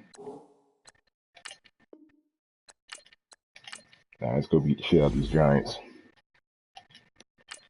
Yo, is Eli still with the team or did that nigga retire? We're about to find out. This is like the 2019 season. So I don't know if Eli stayed on or if he left. Yeah, Odell only had 2 receptions the last game. How the fuck did they win? Saquon got held to 56 yards and 1 touchdown. Evan Ingram got 1 reception.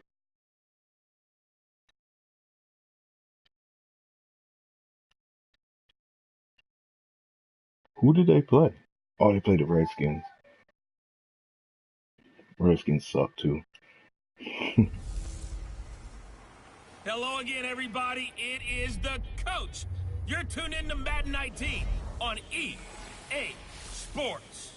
Straight ahead, we've got what should be a good one between the New York Giants and the Philadelphia Eagles. I'll be back with you again with scores around the league at halftime.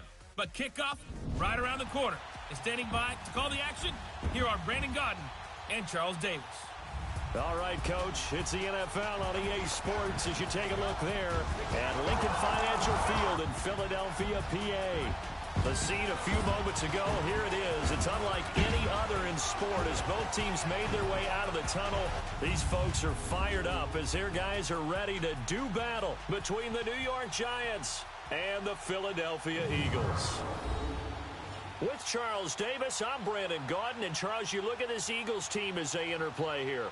They come in off a good win on the road, and now they hit the home opener at 1-0.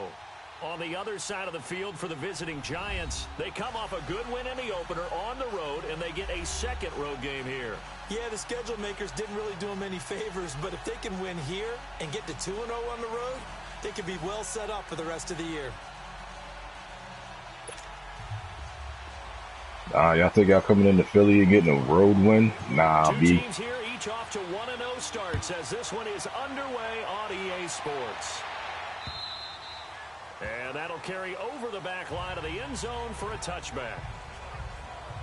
So here Nah, B, can't let y'all get that. Their initial drive of the game. They'll be commanded by the veteran QB. Okay, so Eli still is there. Year in the league, Eli Manning. An extremely durable player, had 210 consecutive starts in the NFL before missing one in 2017. And when you have to deal with him in the playoffs and a Super Bowl's on the line, Eli Manning's at the top of his game.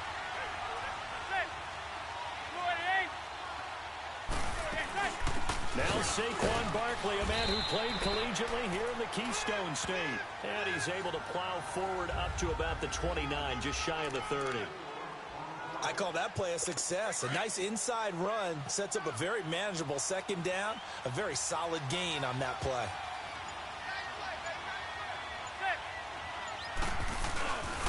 On second down, here's Barkley. And able to break one tackle, but then quickly brought down. Call it a gain of a yard, and it's going to bring up 3rd and 5. Vision is so important for the man in the middle because his ability to look through all the clutter that's happening in front of him, diagnose a play, and then go make it and finish it, that's when the great ones know that they have the goods. To throw is made. Get that. Trying here for Bryant, and it's intercepted. Picked up by Jalen Mills, and they are going to set up shop at the 40-yard line. Certainly not how they envisioned ending their opening drive here in the first quarter. Too many ones in this play. First quarter, first drive, first interception thrown. And that last one, that hurts. They'll come out throwing here to start the drive. Ertz has it left side. And they'll get this well past midfield before being stopped just before the 35. That one goes for 24 yards. Right after the turnover, they come out throwing. And that means it's a sudden change situation. We used to practice it on defense. Sudden change, get out there, stop the offense. But you typically run out there a little bit unsettled. I think that's why he came right out throwing the football, hoping to catch him off balance. And he did. Buying time to his Damn it. And he's taken down, trying to do a little too much, getting outside of the pocket, and it results in a sack. Alex Okafor in there to bury him for a loss of 11. Well, competition comes up in so many different ways. And right now, this unit, their competition is who's going to get to the quarterback the most times. Had about 5 sacks last week. We just saw their first one of this game. Caught by the tight end Ertz.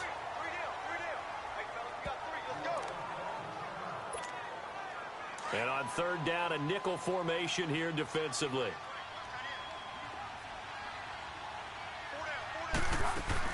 Now a first carry for Donnell Pumphrey. And inside the 20 before he's brought down. And a gain there of 11 yards. Quite the opening drive march they're on right now. It looks a lot like what we saw in practice prior to the game, doesn't it? You know, because on that last big practice beforehand, You go through your offensive script. You go through your play calling. You go through all this stuff and establish things. And it looks like it's going like clockwork right now for them. And he gets it down close to the 10-yard line. 7 yards on the pickup there, and it'll leave him with a 2nd and 3. Pretty effective run there, and now they can start to smell that end zone. Pound the rock. Make sure you use your O-line to set the tone of dominance and physicality, and pound the rock. Flush to his right, and avoids the contact by sliding. Maybe not exactly what they had in mind, but that scramble good for 6 and a first down. Partner, he was going through his progressions. Not there, not there. After about the 3rd one, he decided he better pull it down and run for it. And he slides down and avoids the hit for good measure. They'll try and run for it on 1st and goal. And he's going to fight his way Oh, forward get the here fuck for out of here. That should have been a touchdown. It'll be a pickup of 4, and it brings up 2nd and goal. When you look at the geography we're staring at, this part of the field, don't you always think of big backs carrying the football, bruisers trying to pound it in? Instead, and he's in for an Eagles touchdown. A great effort there. His first touchdown of the new season. And the Eagles have taken the early lead. And Charles, he's able to dive in there in a short yardage situation. just find a place to get to the end zone. Didn't matter where it was, but once he did, used his nose for the end zone and dove in. Elliott good with a PAT, and that makes the score 7-0.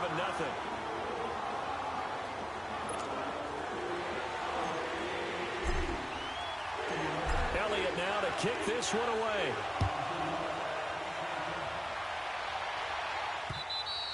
And this will not be returnable. It's out of the back of the end zone for a touchback. Now out come the Giants. Manning and the Giants come up now 1st and 10 at their own 25-yard line.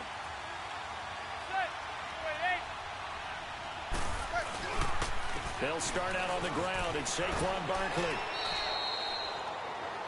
These are his numbers from last week's contest. 16 carries, 56 yards, and a touchdown. And that explosive run right there reminds me that last week ran the ball really well, so they're continuing to do what they did in the previous game, run the ball and run it successfully. Expect that to continue throughout this one. Here's Manning to throw. And this is Shepard on the catch. 5 yards on the catch there, brings up 2nd down. Good throw, good catch, but I really like the route. The drag and being able to run away from defenders. Hard to stick with them for that long. Yeah, better against man than zone, or... Better against man, because now you're running away from someone and you're not running into a defensive player in another zone. And he'll get it out a couple yards shy of midfield at the 48. And they just keep marching right along. 1st down on a pickup of 8 there. This has to go down as one of the simpler routes in the playbook, but oh so effective. Nice completion there. Keeps the sticks moving. They go play action here on 1st down. Open man right side is Ingram. They only got a yard out of that last completion, and that makes this 2nd and 9.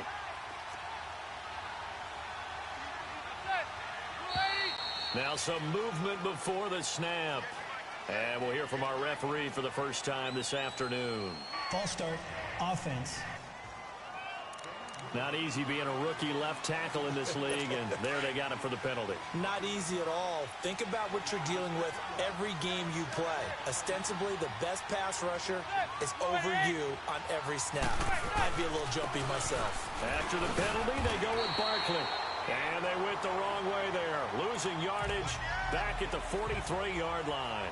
It'll be a loss of 1, and they're going to be staring at a 3rd and long here. That didn't appear to be a run blitz. He just darted in once he saw the run develop. That appeared to be a case of see ball, get ball.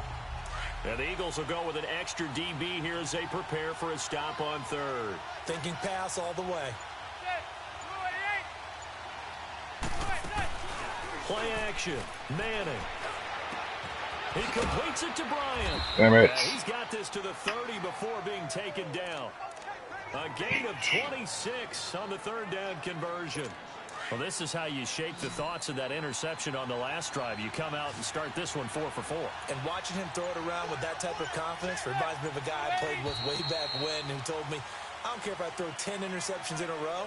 I'm going to stay confident, keep flinging it. I just figure there's something wrong with the football. Ooh, moving from his tight end spot there. Do you think that perhaps the play call was for him? A false start backs him up 5, 1st and 15. Here's a give to Barkley, and the play goes nowhere. Losing yardage back near the 40 at the 39. That's going to go as a loss of 4, and it'll be 2nd down. A quick observation, Brandon, because early on in this game, I'm seeing linebackers putting up their noses close to the line of scrimmage. And my guess is the wheels are turning on that other sideline. As a play caller, you're filing that away right now, aren't you? Yeah, you're trying to find that opportunity later on when you can play action them or stick something to them between the 2nd and the 3rd level. Eagle pressure, too much this time. Down he goes. Mike Bennett in there to drop him, and it'll be a loss of about 8. Yeah, that's a pretty darn good start to his season, huh? A sack in the opener, adds a 2nd one here. That tells you about his offseason. He came in determined to have a big year, and it's paying off. 3rd and long for the Giants, and Eli following the sack.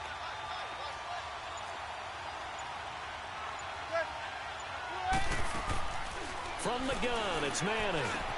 To Barkley on the check down. And he'll be taken down as that will take us to the end of the 1st quarter of play. They are, however, facing a 4th down situation. 4th down, so on is the punter, Riley Dixon.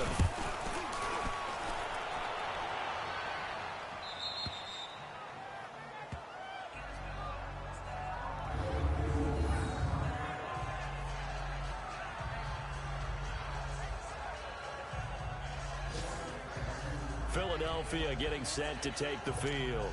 And coming up on their 2nd drive of the game, had the touchdown last time out. Now they have the football back. Chance to really seize early momentum. Feels to me like they had a really excellent week of practice and it all came together. But I'll bet you it got galvanized in the locker room in pregame. Somehow I think the head coach, his oratorical skills were on point. It's a 7-yard carry to set them up with a 2nd and 3. I think they're ahead of schedule now after that run. They might be bold with this 2nd down call after that type of a game.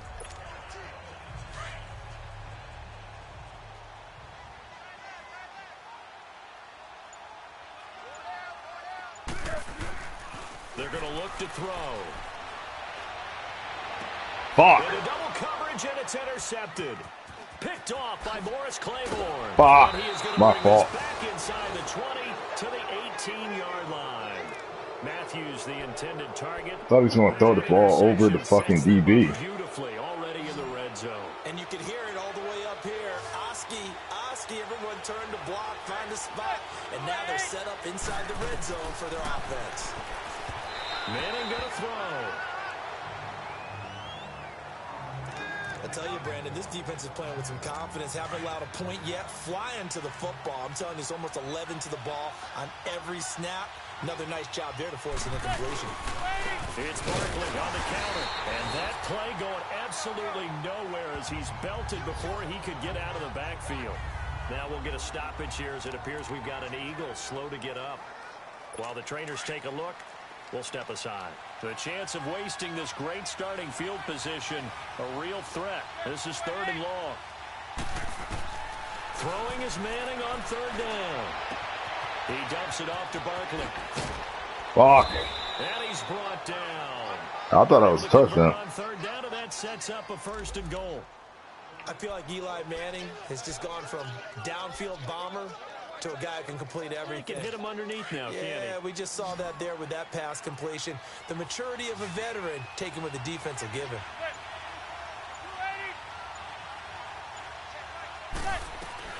Working from the gun, Manning, and his throw is incomplete.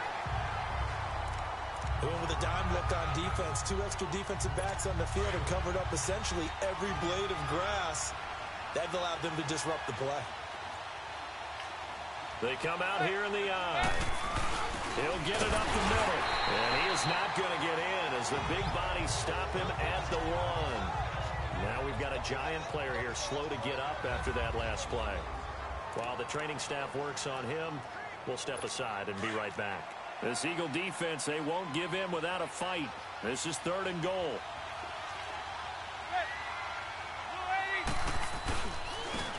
quickly will try to punch it in.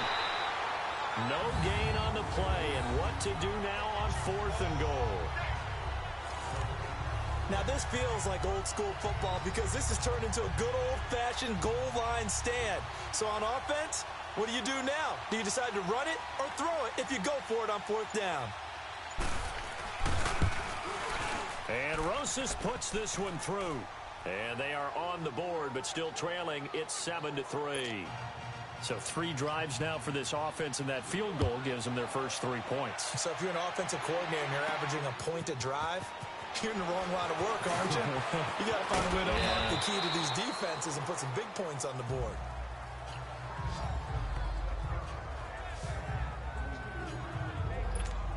Nick Foles gearing up again here to go on offense. And he comes out on the heels of an interception he threw last time they had the ball. Yeah, and you know, the quarterbacks that I know that are the best ones, the ones that really know how to lead their team, they tell them, that's on me. That's my bad. But let's go back out there and move ahead again, guys. We can get this done. One good thing for him, it did only lead to 3 points and not a touchdown after that turnover. Big thanks to the defense. From the shotgun, he'll look to throw. And he finds his tight end. It's Ertz. 3rd catch of this first half for him, and this one is a first down. That was a route run not just with dexterity, but with intelligence. Found the hole in the zone, made sure the quarterback saw him, and was able to make the sure catch and flip the down marker back to 1. Now Foles. He targets Jordan Matthews, and it's caught. And they're going to have this across midfield and inside the 45. A good pickup there of 20 yards. I think it all came together there. In-breaking route, drove it with excellent pace. Money throw right there to move the sticks. We got three. 13. Foles. And he takes a shot on the release as this will be incomplete. Try to go back to Matthews there. And now it's 2nd down. Well, we always talk about how you've got to be quick when you go through your progressions, and here's another prime example. Trying to look downfield, he was standing in the pocket, but just couldn't find anyone open, could he? No, not enough time. They hit him and forced that incompletion. And they get loose. It's incomplete. Even without a ton of pressure in his face, it just shows how difficult it is to pick apart his own defense. Those guys are sitting back, and they're not playing receivers as much as they're playing the eyes of the quarterback and when he delivers the ball. Here's Foles. He's going to flip one out here to his running back. And he gets this inside the 35-yard line. Give him 10 yards on that one, and that'll earn him a fresh set of downs. Great effort on that play. I think it would have been interesting to see what they would have done if they hadn't gotten the first down there. But since they did, I guess the point is moot. And they were right there in that middle ground, field goal range, punt, go for it. But as you said, they picked it up. And he's going to get this down near the 20-yard line. Another nice gain, 13 yards that time, and another first down. And now the passing game here in the second quarter starting to heat up a little bit. Don't you feel the rhythm starting to happen, right? You see it. Now the confidence is starting to rise. I think now as a play caller, because that has happened, you lean on it a little bit more. You don't go totally away from running the football, but you do say, guess what? We can throw it. We can throw it well with a whole lot of confidence. So much goes into a successful play, doesn't it? How about that play action there? Freezing the defense just enough. Spring the tight end. Need you to win on this route, Alshon. They'll stick with the passing game. No. As he looks to throw. And he'll go down. Brought down at the 20-yard line. We didn't block Olivier Vernon. Olivier Vernon. Able to get him for a loss of about 3. Well, the pass rush has been a real strength of late. They know how to get after the quarterback. Absolutely. 4 sacks last week. That's their first one here. Anything in particular you've seen from them or on film? I think that they're winning athletically up front, winning those one-on-one battles, but also... God damn, man. Another fucking offensive lineman goes down. They know how to scheme their way back to the quarterback as well. Many fucking offensive linemen I'm going to go through. First half. He's got it 1st and 10. They run with Pumphrey. Oh, that should have been a touchdown. On a nice game. Call it a gain of 9 there, and it puts him in better shape here for 2nd and goal.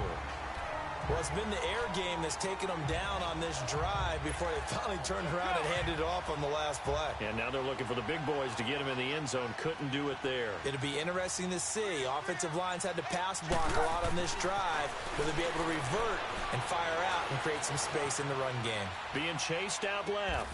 Got a man open. It's Ertz. Touchdown, Philadelphia. Zach Ertz, his first touchdown here of the new campaign. And the Eagles had 6 to their lead.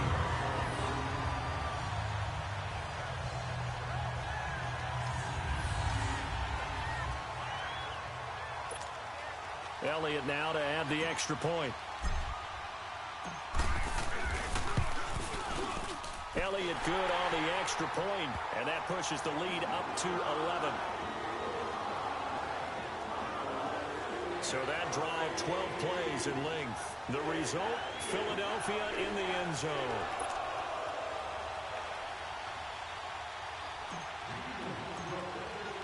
Elliott now to kick this one away. This is fielded a couple yards deep.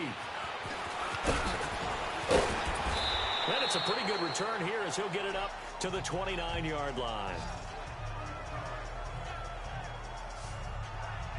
And New York set to take the field. And they had 3 points last time, but they didn't want 3 points because they were well within range of scoring a touchdown. We'll see if they can do better now. I'm with you on that one. Let's just go ahead and be frank about the whole thing. The only one happy about the 3-point. The kicker. Exactly. You put it through the post. That's going to help him at contract time. But that offense, they're thinking, let's get in the end zone this time. I don't know if that helped him at contract time. You could have kicked that one through. I don't know about that. Toe bash. I don't know about that. Super tough. Throw left side complete. It's Shepard. And they're going to have this across midfield and inside the 45. A very solid gain of 27. I know you're trying not to scoreboard watch, but you only got 3 points. You're kind of hoping that type of play there gives you some positive momentum going into the half. Yeah, need to do something to get more than that 3 number that they have on the scoreboard right now. They'll complete this to Ingram as tight end. And he is out of bounds, but not before he's inside the 30. It's a pickup of 16 there, and it'll lead to a new set of downs.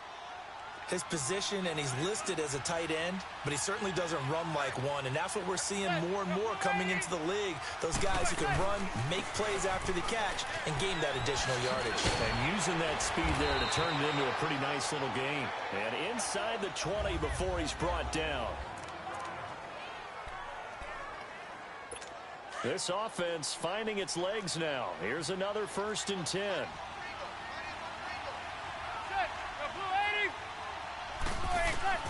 Into the red zone now. Manning. And he just throws this one away.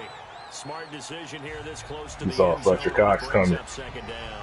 He didn't want no parts. Very disruptive early on as they force another one to go awry. Seems to be the front and the back end. Pass rush, they've been able to get home, and they're taking the ball away in coverage as well. I love how you put it together. The front and back working in sync. Only way to play good defense. And he'll get it here to the 10-yard line. 6 yards is the pickup, and that'll lead to a 3rd down. When you execute a drag or a crossing route really well and give them a chance to let it develop a little bit, you can gain some significant yardage hitting your tight end on that one. From the gun on 3rd down, Manning. Now the pressure gets there, and he goes down just inside the 20 at the 19. He didn't want no parts of Fletcher, but you're going to get parts of Fletcher Cox. Big-time sack on 3rd Fletcher down, Cox is coming. and it'll be a loss of 7. Well, this has been a pretty sizable drive. They've had some success. Finally, the defensive coordinator found some Cox success is going on to his get own. you. I think he just simply said enough of that. Okay, they've moved the ball well. We need to force the issue from our end, and that's exactly what he did.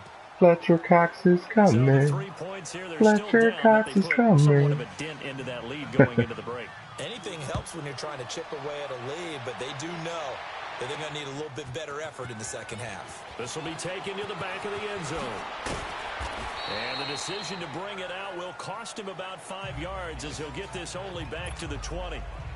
9 seconds to play, likely the final snap of the first half as it's 1st and 10. They start on the ground with Pumphrey. Trying to find a lane, but instead he'll get back to the line of scrimmage. Damn, the Redskins are getting the butts whooped. So we've come to halftime here in Philly with the Eagles on top. As we'll send you down the coast now to Orlando, that's where we find Jonathan Coachman. They're getting the cheeks clapped. Halftime report. Coach. Okay, Brandon, we'll get you back to you and Charles in a bit. Yeah, but first, it's time for a cheeks trip clapped. around the NFL following an eventful opening weekend. Let's see what's happening in Week 2. We'll start with one of the best rivalries in the NFL. Dallas on the road in our nation's capital. And that one closing in on halftime with the Cowboys out on top. Allen Hurns, 2 touchdown catches on the With the afternoon. Cowboys beating the dog shit There we move out to of the Arrowhead Stadium Redskins. in Kansas City to see what's going on with the Chiefs. And they have the lead in that one over the visiting Raiders. Patrick Mahomes looking good.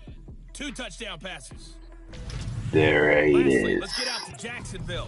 See what's happening with the Jaguars at TIAA Bank Field.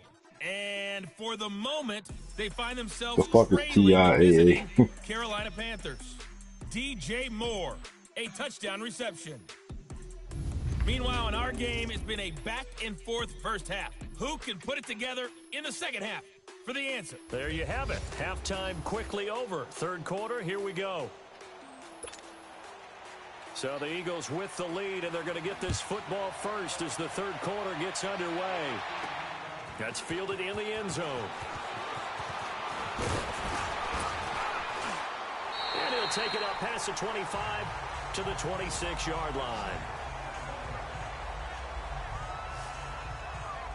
Out come the Eagles now as he'll go on offense first here in the third quarter. They have the lead now. They'll be looking for some separation here as we begin the third quarter. I like the way you term that because now I think they go a little bit deeper into their playbook. They like what they did in the first half. That worked okay. But in order to get the separation that you just talked about, change things up a little bit. Change your tendencies. Try and hit them a little bit more with some things they didn't see in the first half. We'll see if they do just that. Give them a couple on the carry there. 2nd and 8. They tried a quick hitter inside, but that one was swallowed up because what they're hoping, this big defensive lineman will take the bait and move laterally and open up a crease that they can run through. Didn't happen on that play. They'll break the huddle, come up on 2nd and 8 at the 27-yard line.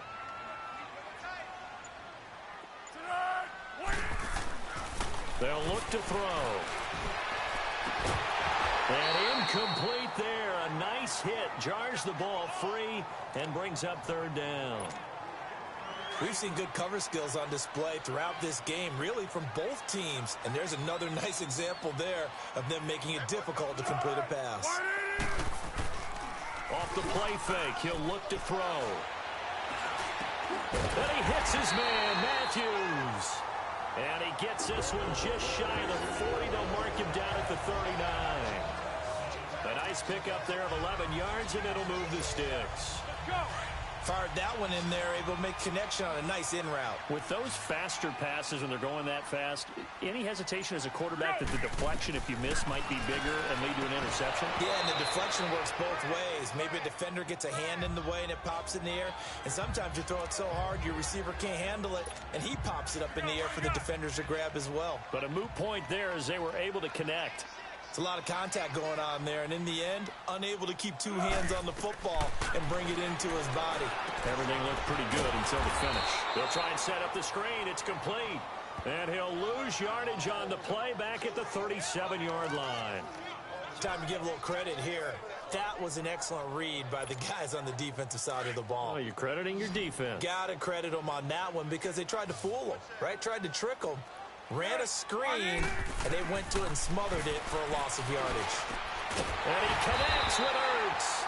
And he'll be taken down, but not before he gets into enemy territory. He's up to 70 yards receiving now as that last catch gets him a 1st down.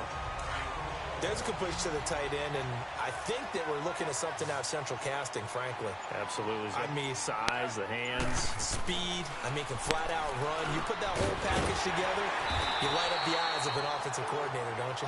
And he'll get it inside the 40 to the 39. 10 yards on the pickup there, and it'll be 2nd down.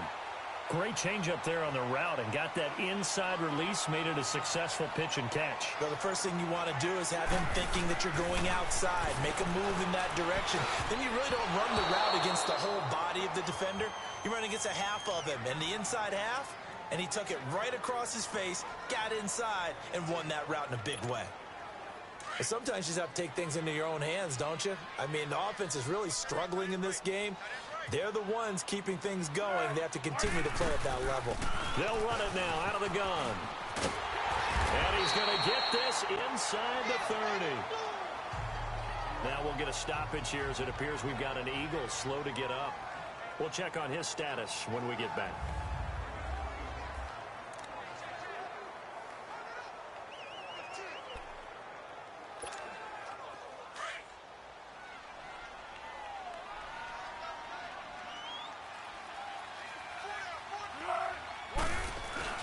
Now a play fake here on first down. Quick hitter here, it's complete. And they are able to stop it, but he does take it all the way to the 2. A really nice gain of 25 yards. Well, coaches always talk about finding balance on offense. I don't think you get much more balance than this. Big-time run, big-time pass. A 1-2 combination. Looked pretty good. How about that? Let's see if they can continue to take that kind of a punch, though. They'll try to run it in with Marshall. And he's in. Touchdown, Eagles. Keith Marshall, his first touchdown of the new season. And the Eagles add on to their lead. A good, sustained drive there in this third quarter, capping it off with a touchdown to give them a nice 2-score advantage. It was actually a fun one to watch, wasn't it? I mean, for me, seeing the mix of what they did, how they moved the ball downfield, very sharp, too. Each and every play seemed to be executed with great dispatch. Elliott good with a PAT, and the lead is up to 15 now. Elliott now to kick this one away. This is fielded a couple yards deep. Yo, he broke that tackle? He'll wind up getting an extra couple yards here for his trouble as he'll bring this one out to the 27. Here's the Giants offense now getting set to start the third quarter. They trail offense, first time to touch the ball in quarter 3, and we'll see what they can do. And I can't wait to see what they have planned, because some teams script to start a half. Other teams just go, okay, these are the sequence of plays we want to run. These things worked well for us. And sometimes they throw in that big chunk play right away. Shocker. Try and get after them early and try and create a big play to give themselves some momentum. See what they have up their sleeve. 2nd and 10 now from the 27. Manning will try again on 2nd down. To Shepard, complete over the middle. And brought down, but not before reaching the 45-yard line. They got 18 yards out of that one, and it gets them a new set of downs. Well, if you do read man coverage, Brandon, the drag route's a pretty good one to run against it because you're running away from people on it. Manning now hitting on 2/3 of his passes, 10 for 15 so far. 1st and 10. Shotgun now for Manning. Over the middle to Beckham. And taking it across midfield and just shy of the 40. Back-to-back nice gains. That one for 14 yards and another first. You know as well as I do, it's really important to get Odell Beckham Jr. involved early. And that's the first time that Eli Manning was able to find him, and we're in the second half. You think he and Eli maybe had some words on the sideline? Hey, let's get on the same page? Without a doubt, because they know that that kick starts their team. That gets them going. And now they have to do it again and again as we go down the stretch.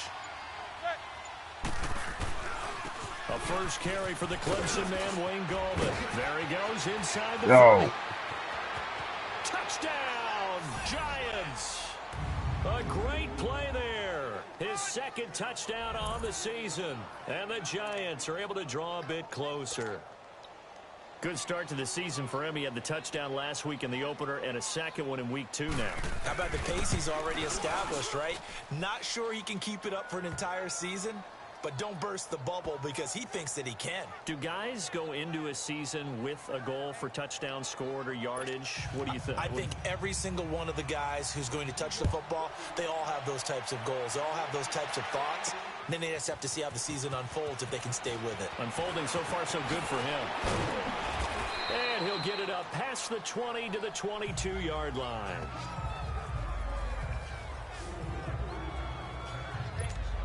Philadelphia getting set to take the field. They were able to extend their lead with an opening drive touchdown here in the third quarter, but that just got matched a moment ago. So we know that what they discussed at the half worked.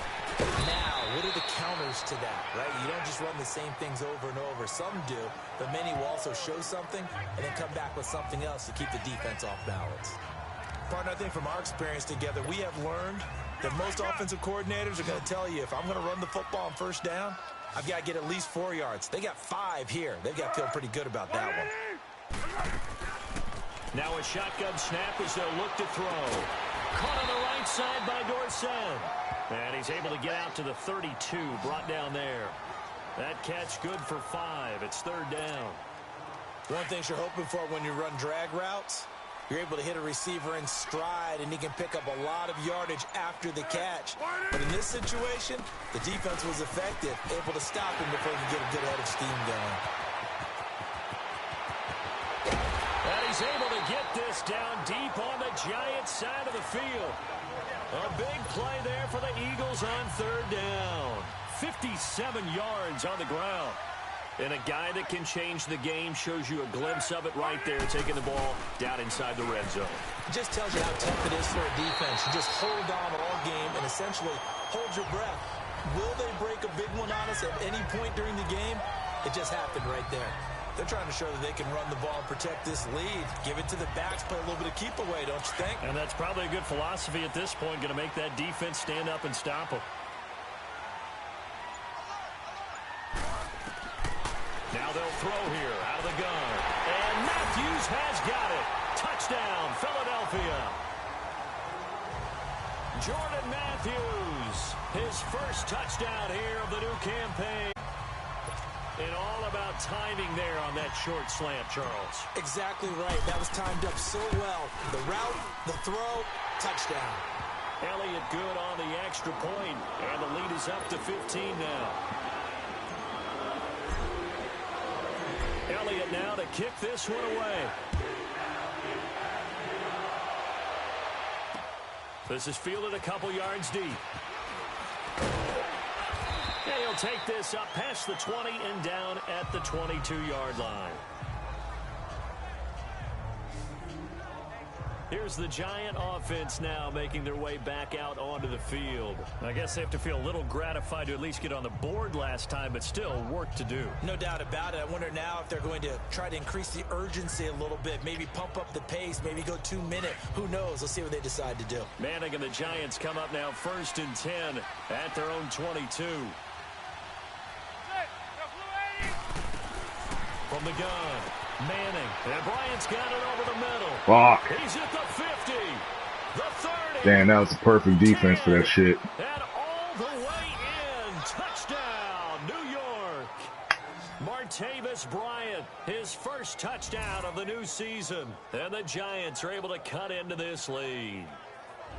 And sometimes those slants, they can be so tough to defend after the catch. It just happens so quickly. And really, what gets set up there is how quickly everything happens. Ball's out of the hands of the passer in a hurry, and he just takes it and goes. And he went all the way into the end zone.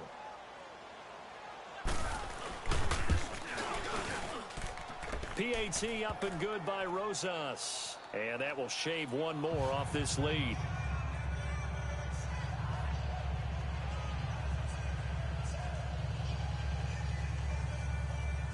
Rosas now to kick this one away. That's fielded in the end zone. And he's up past the 20 to the 22-yard line.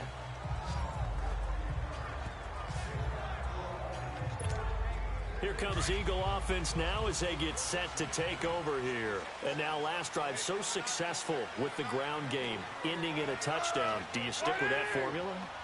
That would be the number one thing you would think of, but so many guys now would look at it and say, we've got them set up so well for play action, now's the time to take a shot. Yeah. But, you know, there was a big-time coach in the state of Ohio who once said, if you throw the ball, if you put it in the air, 3 things can happen, and 2 of them are bad.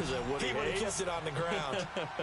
Able to get 7 on that first down pass play. 2nd and 3. On play action, they'll throw. And that's going to be incomplete.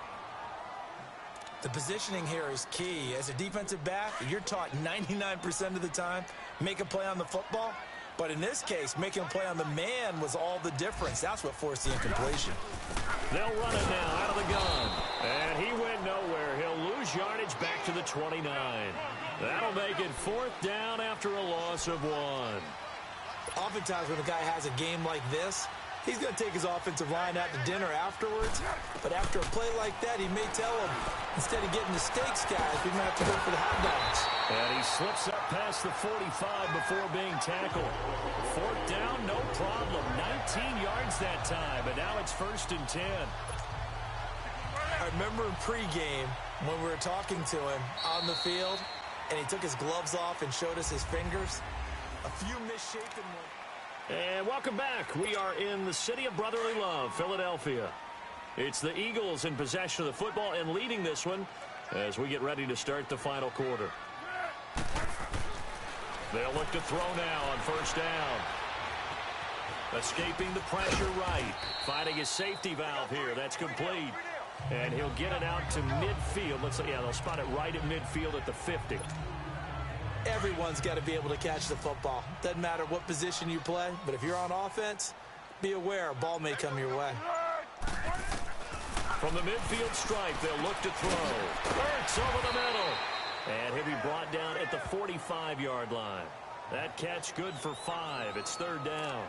Another nice pickup through the air, and I think a lot of people might expect him to run the ball in this situation, Brandon, but with this lead, they're electing to throw the football. Swings, slants, quick outs, things that they consider safe. They'll run it now out of the gun. And he's corralled, but not before getting it inside the 35. They give him 12 yards and a 1st down. He's still rumbling, isn't he? Still looking fresh in this one despite the heavy workload. But you and I both know, well-conditioned, and he did tell us that he thrives on being at his peak late in ball games. On 1st down, he'll drop to throw. And the throw left sideline here is caught, but they'll rule it incomplete. Couldn't keep his feet in. 2nd down. Well, there's times when you see these catches that are made, and we just know the guys playing it are really wishing for college rules. Only need that one foot down instead of 2. It's awfully difficult on the sideline, isn't it? And they'll go with the ground attack here. And not much running room. Down to the 32. Only a yard on the pickup there, and it'll bring up a 3rd down. The Eagles on 3rd down. They've been flat getting it done. 8 for 9 to this point. This is 3rd and 9. Here's a play fake as they set up to throw. Dancing to his left. And look at this. They get the turnover they needed. It's intercepted. Picked off by Marcus Gilchrist. And this one will be returned. I should have just took the sack. Pause. A critical error there in a tight game in the 4th. All you talk about is taking care of the football, and especially Should have with just a lead took the here in fucking the 4th sack. quarter. Turning it over, now the door is open for the opposition. Just in general, when you're passing in the 4th quarter with a lead, no matter what point, you got to be super careful. Got to be careful, and sometimes you can be so careful that you end up running yourself into an error. So much of this game is about leverage. We always talk about low man wins in the trenches. Well, it's like that at just about every position. And sometimes, if you lose that leverage and you're losing the battle, just jump up at the line of scrimmage and try and bat the ball away. And that's exactly what happened there. Throwing is Manning. He's going to loft one deep left side here. And that one was nearly picked. Not sure he was accounting for the free safety. That brings up 3rd down. This defense was definitely alert to the possibility of the deep ball, and they were more than ready for it. They've got the lead, fourth quarter. Maybe can expect more passes like that downfield. Big play coming up. Here's 3rd and 10. I would expect to see some pressure here. The pressure drops off as they'll look to throw. A hit as he throws there, incomplete. We've seen this quite a few times in this game. Offensive line unable to keep leverage, unable to keep people away, facing a lot of pressure. Fortunate just to get rid of it. One of the reasons they're down is that inability, though, to stop the pressure. We saw another example of it there. And this will be taken at the 13. Nice job bringing that one back. 14 on the return. And possession will switch hands, 1st and 10. Now Philadelphia ready to get going on offense again. And there are parts of their last drive they'd like to emulate. And, of course, they'd like to forget the inning, the interception. But they did put together, Charles, a nice sustained drive to get him down the field. Yeah, and unfortunately for them, the only thing that matters is once they threw the interception and finish off the drive, that does them no good to go back and say, well, you know, we had a good one going. Finish things off. That's the only way you can get it done. Meanwhile, they take a shot to start the drive, but this is going to wind up incomplete. There's definitely contact there, but it's the fourth quarter of a kind of tight game, and sometimes officials just say, let them play. Kind of like your mom used to with you and your brothers. Just take the broom to you and send you out to the backyard and tell you to settle it yourselves. I like that. Yeah, there was contact. I don't know, like he said, enough to warrant the flag. It was close, though. And he'll go down right at the 30-yard line. Call it a gain of 4, and it'll leave him with a 3rd down and 6 to go. That's it. That's what you want. Straight ahead positive gain. Just keep that clock ticking. The Eagles on 3rd down. They've been tough to stop. 8 for 10 so far. This will be 3rd and 6. Back to throw here. He's got his tight end on the corner route. It's complete. It's a gain of 17, and it'll give him a 1st down. Now that's a big pickup right there, and so often we focus on how the quarterback's taking up play action. How about everyone being in on the deal and picking it up? Second, third levels, you could see them trying to recover. They bit. Worked out offensively. He'll drop to throw. Oh, there's that man again. It's complete. And able to break one tackle, but then quickly brought down. But a nice little gain. 10 yards on the pickup there, and it'll be 2nd down. These guys are running offense like you drive. The pedal is down, stomped down. How about that? Back-to-back completions. They are rolling. So much for being conservative and running that football. They'll run it now out of the gun. 2 yards on the pickup there, but it's enough to give them a new set of downs. Well, it is our business to analyze what we saw out there, and on that play, I saw a defense staying in base, not taking a chance, not blitzing, in a situation where they absolutely need the football back. That's either a case of overthinking it or not thinking it through. If you do blitz, do you have to be careful about where you're coming from, or are you just coming from all angles? You have to be careful about where you're coming from, obviously, but at this stage, you have to take a few chances as well. 17 yards is the pickup there for number 17. Quarterbacks love slant routes because the receivers are breaking right into their line of vision, and receivers love them as well because they're getting the ball on the move and able to catch it and try and get upfield and gain additional yardage. It's brought in by Jeffrey. And on this one, he'll get to the 15, right at the 15-yard line. Give him 9 there on the 1st down completion. You can see the time and effort and thought that they put into their passing game because it was evident right there. It looks like a simple pitch and catch, but you and I both know that they have planned for this and worked hard to make it happen. Now Foles. And his throw's going to be incomplete. Had the right idea there, trying to throw it to the sideline, but he led him just a little bit too much, trying to get it out to his receiver. Ends up falling to the ground, incomplete. And they'll go on the ground. And he gets the 1st down yardage before he's brought down just outside the 10 at the 11. But just 4 yards on the pickup, but that's good enough to extend the drive. I have to chuckle to myself a little bit, Brandon, because right now, I could be in that huddle with that offensive line. I know exactly what they're saying. If you call a pass play here, we're going to call timeout. Run the football. We got control of this thing. Get in behind us and let's go. Their time to shine. It's a pickup of 5. Brings up 2nd down. Time for a break. We'll come back, see what transpires after this. So it's Eagle football here as we get you reset. And let's see what they've come up with offensively after having time to talk it over. And on the ground they go with a running back. And able to push his way forward here for a good little gain.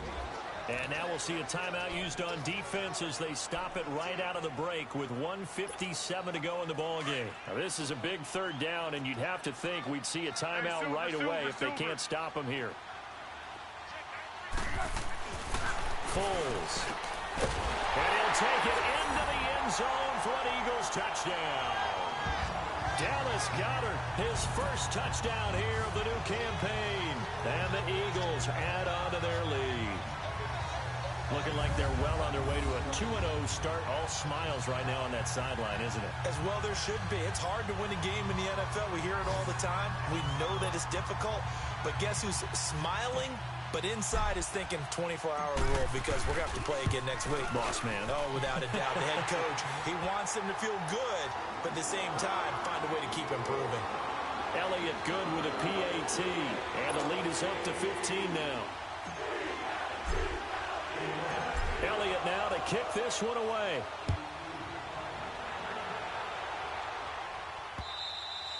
And this will be a touchback as that sails over the end line. The Giants offense now, they get ready to head back on the field. And with this deficit, you can't have too many more drives like the last drive where you had to punt it away. You know what I would tell my offense right here? The punter doesn't exist, guys. He doesn't even exist. He's not a team. Pressure comes, and down he goes. The Eagles get there for the sack. Michael Bannon in there to get him his second sack now of the afternoon.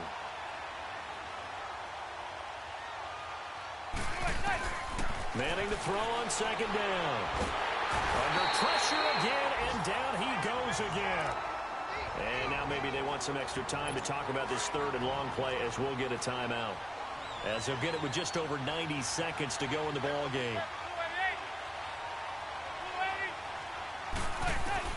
On third and long, it's Manning. He's going to let it fly. Oh, he dropped it. Up with a pick. Nearly his second of the game. Instead, fourth down. I guess they're in a situation now, fourth quarter, where they're forced to take some chances, but I don't know that that was the type of a chance you want to take. And that one could very easily have been intercepted, and if it does get picked off, that could possibly seal this one. Manning now to throw. Now a desperation throw deep downfield. And this is intercepted, and that should do it. Picked up by Jalen Mills. And they will finally get him as he's all the way down near the 40-yard line. Obviously disappointing, but you had to go for broke here, down 2 scores. So that forced you to make some throws you definitely wouldn't want to make. And I think this interception is going to pretty much write an end to this one. The Eagles offense back out onto the field. And that last drive, a long drive, but not just that, they had a great air attack going. Do they stick with that? I would think that they would, because if they were confident enough to do it on the last drive, starting backed up in their own territory, why would you change anything? They've got to be confident about what they're presenting and continue to do so. Yeah, because the secondary, they really looked clueless. And that was amazing because that drive went and went, no adjustments, and no big plays by the defense to knock the ball away.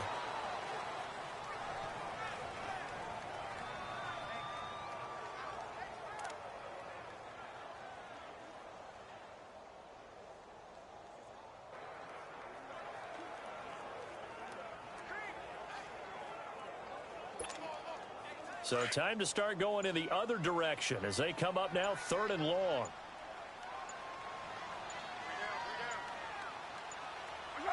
The Eagles in the victory formation as they take a knee. Well, Brandon, they're getting to 2-0, and this time they're able to take a knee at the end and secure the victory. Preseason, coach said their goal, they obviously want to win everything. He said, I think we can get off to a 3-0 start. Well, here they are looking at 2-0 right now.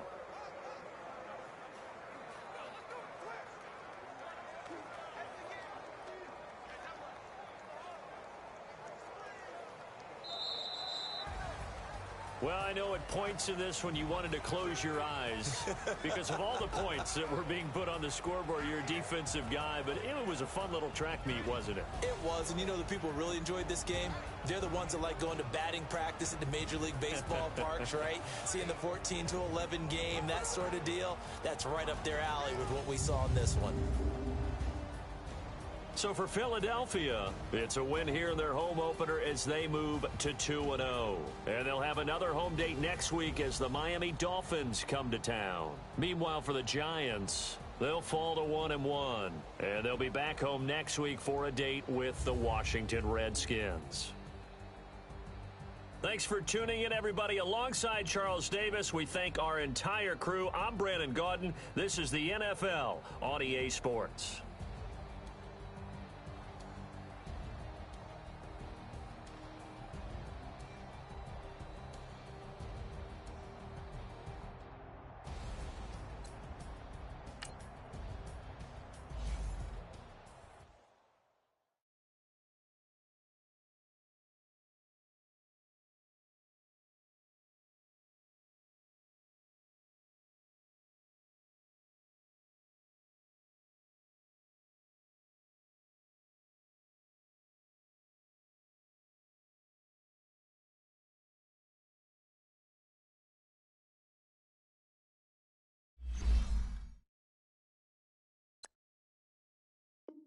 I forgot all about Mac Hollins on the team.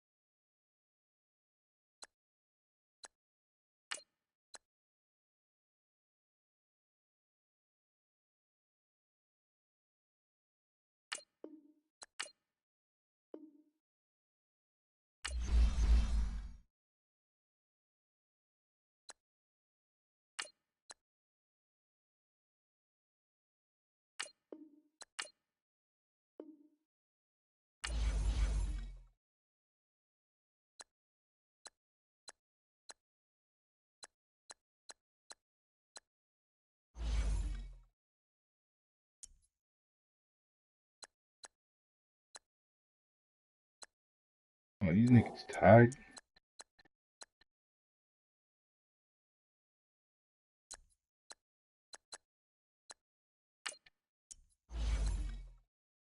Who the fuck did they tie?